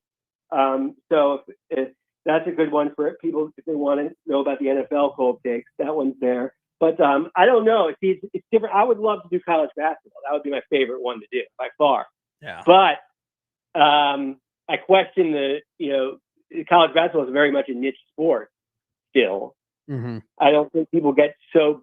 It's kind of got like a status of the diehards are following all year round or all season long, and most people are following starting March. Sure. So I don't Great know point. how much that would go. That would sell. Yeah. To publishers. Otherwise, I would probably move to the NBA. How often are you watching like a college football game or an NFL game, and you hear an announcer make a proclamation, and you act like Clint Booth in Once Upon a Time in Hollywood. You start pointing and you start marking it down, and then you start paying attention to see what happens. How often does that happen for you? Well, it's a bit rare to have the announcers do it during the game for something I could use. They're usually pretty judicial. Sure. Or democratic. It's on social media where you'll see all the stuff. And I like to bookmark them, like as the game's going on. Particularly if the game is if they're up by a lot of points, the team just jumps out to a huge lead in a big game. Everybody's posting about it. Sure. Particularly the games that everyone's watching all at once, like the Sunday night football game, the Monday night game, because there's only one game. So this happened last year where I bookmarked a bunch of them, and it came out to work perfection. I think it was the Ravens versus the Bills on Sunday night. And I want to say that the Bills came back and won. The Ravens had a huge lead. They were up by like 4 touchdowns or something. Yeah. Yeah, that was one of those. But I'll do that a lot but also everybody's sending me the stuff too. That does happen now. You guys in Nebraska, I'm not paying attention to all the Nebraska stuff, but all the folks in Nebraska are. So if you guys say something about some coach there, somebody from there will remember it. And then when something happens, they'll send it to me. Yeah, without a doubt. I want to ask you, in your prime, how often were you on Twitter? Oh, like hours in a day. How often? It depends on the day. Like,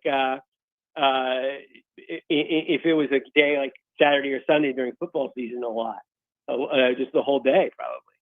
But I mean, generally speaking, I think a lot of people are like that watching games. Good point. They're paying attention to all their social media feeds as they're watching it for fun. So, but otherwise, unless there was a big coaching decision or something like that, it wasn't as much as the Saturdays or Sundays. But Saturdays and Sundays all day. The rest of the time, I don't know, 4 or 5 hours. But I don't know if I was significantly more than the average Twitter junkie. I'm combing through the Scott Frost section. And you do a great job of not only including the Scott Frost getting hired section. Oh God, Scott Frost. I mean, I don't know if there's ever been a coach who's been more like no brainer. Everybody loved Scott Frost. It's one of those things. Nobody, and I kind of hinted at in the book. Nobody thinks about the possibility of what could happen or the situation or anything besides the fact that he was great at Central Florida. Mm-hmm. So he's automatically going to be great at Nebraska.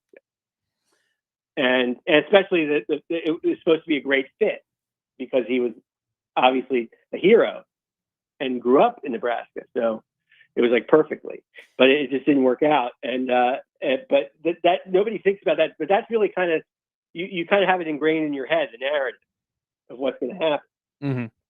I think like what's the World, what's the newspaper over there? The World Herald. The World Herald wrote a book. He did. They wrote everybody talking about how before he even coached the game. Yeah. How the native son had come home and all that. Pretty sure there were some predictions about playing Texas in the national championship game, but I know. I saw that. It was kind of like fan fiction type, and it was a bit long, and I had to cut it out of the book. Is Scott Frost the most brought up individual in this entire book, or is there someone whose name is brought up more than 15 times in this book? I mean, it's only for one section. That is so. I mean, like Saban's brought up more, but probably for positive more than great point. Negative. Great point. But I'm sure there are some but Chip Kelly got to be in there. Sure, got to have a lot of mentions. Well, I mean, he's equal to Frost, in my opinion. Yeah.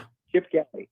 Yeah. Up there. I mean, Chip Kelly, you could mark him down for a couple coordinator hires as well in terms of things not going. Well, I mean, he was good. He won the championship at Ohio State this one year, so that was fine. But the NFL coordinator hire, yeah. But when he went to UCLA, it was everybody just said grand slam, complete grand slam. Everyone thought it was just going to be like it was at Oregon. When he was at Oregon, years earlier. Yeah. It just wasn't.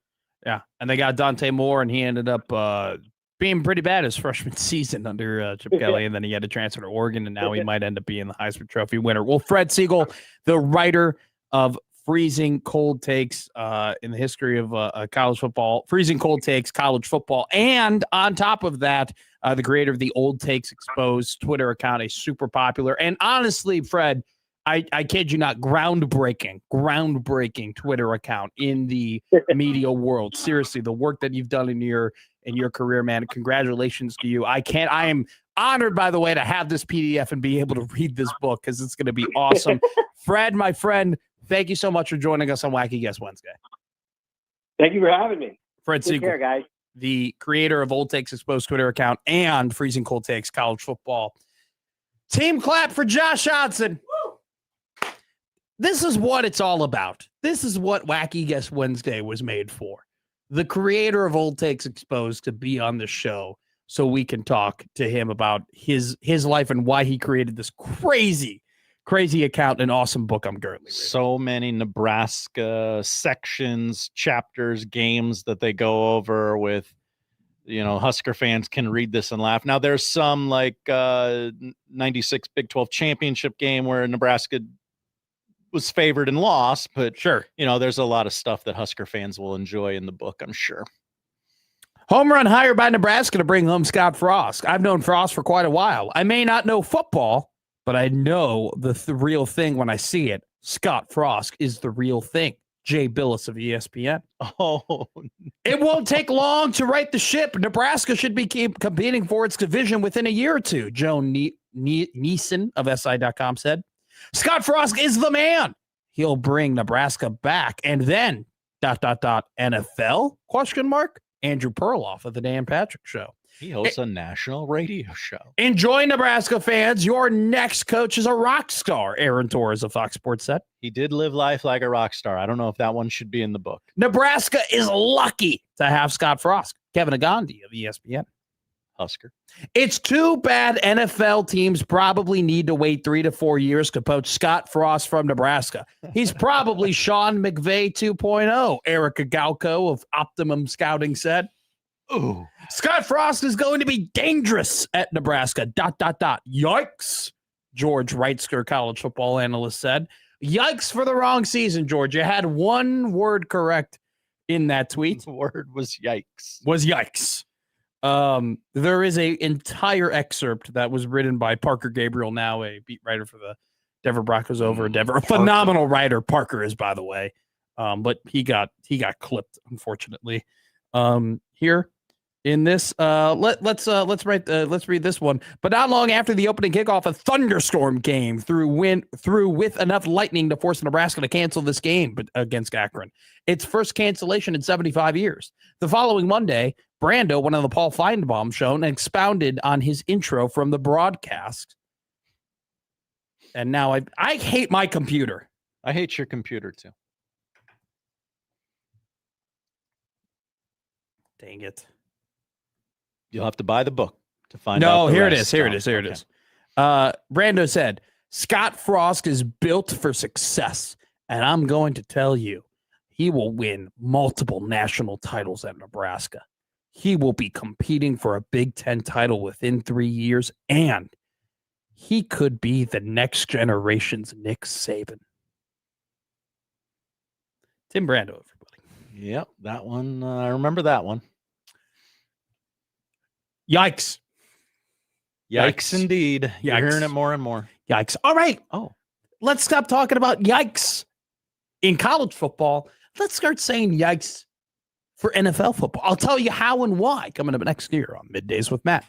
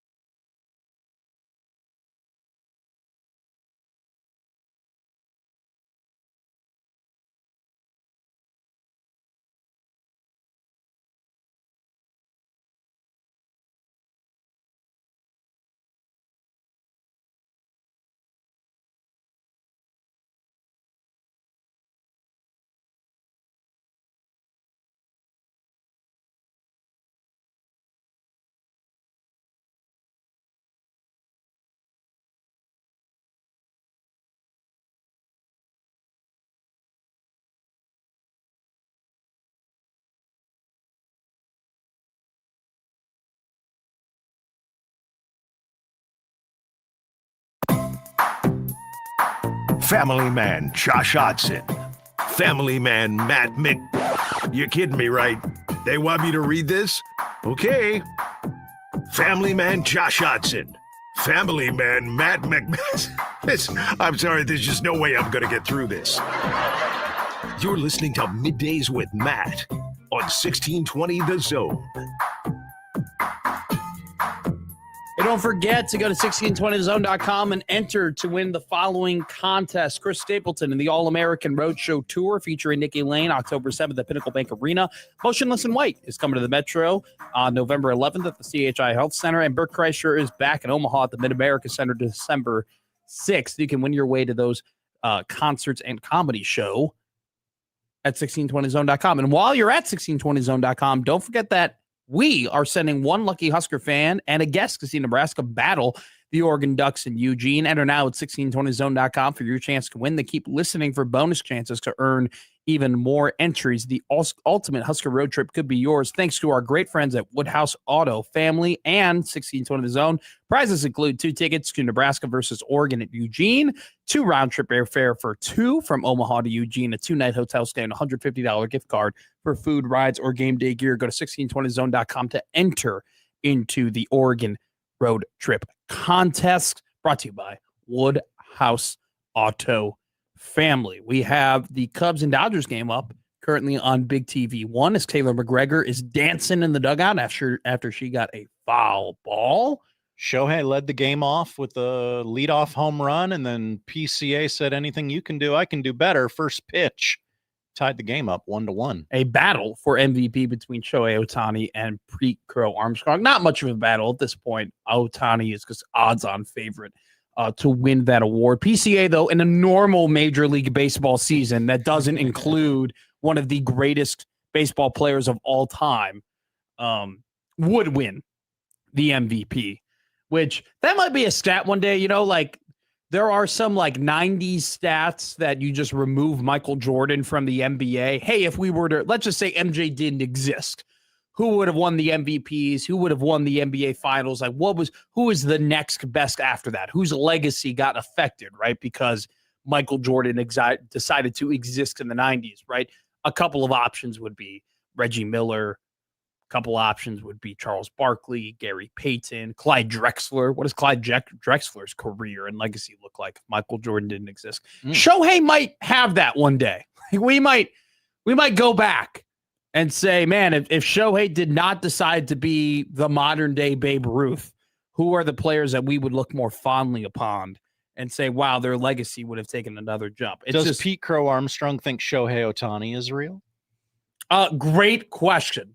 I think PCA was more so saying that he thought it was funny than come on. How do you dispute the fact that Babe Ruth actually existed? That's seen crazy. video. Look, Carson Kelly, by the way. He changed up some of his stance. He closed off his stance a little bit midway through the year, getting the bat a little bit closer to the zone. It's given him slightly more zone time. He's been hitting it all over the park. His spray rate's been pretty impressive. Love a good spray rate. That's what we look for, man. Just what's your spray rate? You know, you got a high spray rate. We rank you very highly here on Middays. You know how on Dan Patrick, when they call in, they have to give their height and weight? Yes. I think all of our callers now from here on out have to tell us their spray rate. 429-551-1620, the Prairie Flower Casino Zone hotline. When you call in, 429-551-1620, play longer, win more. Go, hi, Jim. I'm from North Platte. 37% to left field, 22% right up the middle, and then the remaining 41% to right field. Matt, what I was thinking in terms of Dylan Raiola's comments. Hey, I'm Albert calling in from 84th and Giles here. 47% to right field, 20% to center field, and then 33% to left field. So really a pull hitter. With Fred, I think Hoiberg has really figured out. Really gotten down what the core of the team needs to be in order for them to win. Imagine somebody calls in pissed. Yeah, Andrew, calling in 33. Latif needs to play. All right, I'm done with Calandria. By the way, I cut up something. We're not going to play it. We don't have time. Anthony Calandria likes to answers questions quickly. Okay. I cut up about 37-second clip of Calandria. It was all of his answers in about like a minute. Okay. Can you guess how many questions Anthony Calandria answered in 37 seconds? In 37 seconds? 37 seconds of him talking, not including the question. I mean, it was 37 seconds of Ant talking. How many questions did he answer? The number should be 1, but you're asking me the question on the radio, so I'm going to guess it at 4. He answered 6 questions. What? 6 questions. Not good. In 37 seconds. 6 of them. Incredible. That guy just lands a plane. He's just like, yeah. Hey, yeah, this is what I think. I watched tape. Yeah, we went out to Florida. We had 9 guys. Yeah, we had a good time. Yeah, it was awesome. Yeah, I'm just focused on making sure I know what the offense looks like. Yeah, I'm excited to work with Dana. I love it. I'm a big fan. I do enjoy, though, Owen Chambliss going on pretty longer soliloquies about the defense and Rob Orch and the mad scientist here. As we have a call into the Prairie Flower Casino Zone hotline, Prairie Flower Casino, play longer, win more. We'll bring on Andrew. Drew, you know what to do. Andrew, you're on. Hey, hopefully I don't chop out. I'm driving through South Bend. But I just wanted to share a conversation I had with a former Husker yesterday. And I guess it's just purely informational. I don't know why I'm sharing it, but sure, it's not something you can really break down or pick apart. But I was talking to an ex-Husker. I'm not going to name his name, but he's on the Hall of Fame. He was drafted. He played when we were winning national championships. Let's just say that. Okay. So what he told me was, and I don't know if you guys have heard this from the people you talked to, but he didn't have really great things to say about Matt Rule. Like, on the face of it, I think he says all the right things, and I think he's a great guy. But he was telling me from, like, a coach's perspective that people can't stand him, that he micromanages, which you should do to a certain extent, but that he said he'd follow you to the bathroom if he could and just wait outside. And so I just thought that was a funny conversation I had with somebody, and I wanted to call my favorite midday show and share with you guys. Andrew, thank you so much for making us your favorite midday show and talking to us. Real quick, before we let you go, we appreciate you calling in. We really do. What's your spray rate, though? 33, 33, 33. Thank you, Andrew. And actually, I got on right when you started talking about that. I have no idea what you were talking about. Drew, you're the best. Thanks for calling in. Have a great day. Appreciate you. All right. I was gonna lightly play with the caller for saying you just wanted to call in and say you talked to somebody, but that was when he wasn't playing by the rules and telling us a spray rate. Now he told us a spray rate. I'm good with Andrew. You have to tell us your spray rate when you call it. But to Andrew's point, the whole micromanaging thing. There's a reason a certain defensive coordinator, there's multiple reasons, but there's some reasons, and we've heard the rumors of why a certain defensive coordinator is no longer the DC at Nebraska. And I think to Andrew's point, there is a balance, right, to be made. Would a micromanager call a radio host at 11:30 in the evening and yell at him? I don't think so. I do want to say, would you rather have a guy who is very locked in particular about how things are done, or would you rather have a guy that's a laissez-faire coach? Would you rather have laissez-faire, or would you rather have micromanager? I guess if those are my only two options, I'll take the micromanager. It's the quotes were very interesting about Dana and Dana being able to run the offense that Dana wants to run in 2026. That some we haven't talked about, and the reason is because I want to make sure when we do it right. That when we talk about it, we talk about it correctly. But it was very interesting comments in terms of, Dana's going to be able to have the freedom to do what he really, really wants to do this year. Okay, great. I'm happy to hear that. Follow up. Why? Why was that not the case the year before? Why? Why now? Why not last year? When we do it, we'll do it right. Just like when you call in, you better do it right. You better say what your spray rate. I'd like to just get more details on it. Start with your spray rate. With your spray rate. Yeah. Hey, Nathan, calling in from 50th and Dodge. 42% left field, 8% down the middle, 50% right field. I can't hit the ball right there. I get jammed too much. I'm either too late or I'm too fast on it. All right, real quick. So, I think that DBK is doing a great job. He's got the athletes locked in, ready to go. That's what we want from here on out. What to watch. And Dog of the Day coming up next year on Middays with Matt.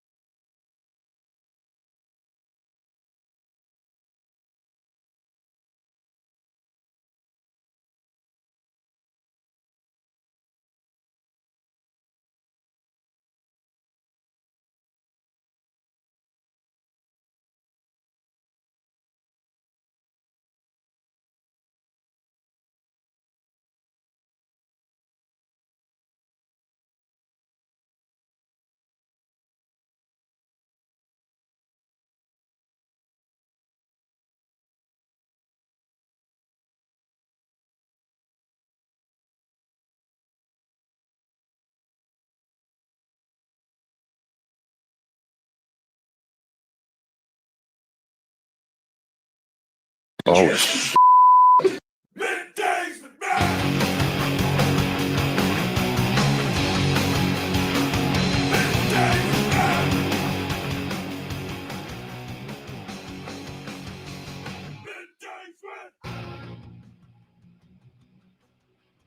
Currently no hat on for the record. My neutrophil comes in today. Oh, Big day. Yeah, we had talked about that. That was a few weeks ago. I know processing happened. You know, Okay. we had to get the right Sure, product. sure. You know, so on and so forth. You want But to be careful. well, I mean, it's Everybody's a little bit nervous. you look. It's not bad, but it's not getting any better. I would, yeah. Don't. I mean, you got the camera's got your good side right now. We went ahead and we made a request to Ghost Dog, so hopefully he gets back to us with a dog we could potentially have for today. It's been a minute since Ghost Dog has given us a pick, so I think we're well within our right to ask. Did I forget? Did Jock Peterson have a home run yesterday? That was our bet. I imagine those odds were very long. He's a Texas Ranger now, right? I believe he is. He had no hits yesterday. No hits Against the San Francisco Giants. You would know better than I. Tony V not going to be back next year, right? I mean, it's his first year. I imagine they would give him a second year, but it would not shock me if they said, you know what, this experiment not working. We're cutting ties. Once again, no, I don't know, so no opinion. I just I dash it over to you, baseball man. Which, by the way, Cubs and Dodgers tied 1-1. Cubs trying to give the Dodgers their 6th loss in a row. What are we watching tonight, Josh? Oh, we're watching this game right now. It's on MLB Network. I thought rain would prevent us from watching this game, so I'm glad that it's going on as scheduled. Pirates and Brewers, 6:30 tonight on ESPN. I believe Skeens is on the bump for the Pirates. He is. He's facing off against Kyle Harrison. Watch that velo. Tigers Mariners 8:30 tonight on MLB Network. WNBA doubleheader on USA. Seattle, New York at 6, followed by LA, Chicago. Little League Softball World Series going on today in North Carolina. New Jersey beat Japan. Go America. 11-0 earlier today. Last report, Washington defeating Canada. Go America. 7-0 in the that's got to be past the bottom of the 4th now on ESPN2. Ted Lasso is back for some reason on Apple TV. Nobody knows why. A few years after Ted leaves Richmond, some familiar faces visit him in Kansas. Or is it Missouri? That's just the log line that I'm reading. And America's 5th sport is back tonight. The season 42 premiere of The Challenge is on Paramount Plus. Filmed entirely in Thailand, a mix of legendary veterans and fearless newcomers battle for $500,000. Challengers will be divided into 3 teams, and the only way to take home a share of the cash is to cross the finish line together as a unit. Isn't that just Amazing Race? Yeah. Did you ever watch that? I haven't. Yeah, I never struck my Where's my fancy. cursor? You can find it. All right, folks, let's talk right now. I'm going to kill your bookmaker. I'm going to rip his throat out. I will blow this man out. I will step on his throat until the man chokes. Let me tell you how. Dog. Winners. Dog. Winners. Dog. Winners. Dog. Winners. Dog. Winners. I'm on a roll. Dude, you gotta love dogs, right? All right, Ghost Dog did not give us a pick, unfortunately. You gave him a whole 45 seconds. I to gave give you a him pick. 4 minutes. You know how much time 4 minutes is? A lot of time. It's a ton of time. Enough time, many would say. Enough time to get what you need to get done, especially at a She's So Crispy. Let's go ahead and bet the Pittsburgh Pirates to defeat the Whoa, that'd be huge. The Brewers. God, I can't stand those guys. Paul Skeens on the mound, plus 117. That's our dog of the day. Let's go. Let's go, Pittsburgh. Let's go, Paulie. Paulie, my man, my guy. Let's throw some 97-mile-an-hour fastballs tonight. Why don't you? All right, Middays with Matt. Fun show. As always, we'll see you, Knuckleheads, back tomorrow here on the 1620 Zone Radio Network. You will see in the crossover coming up next.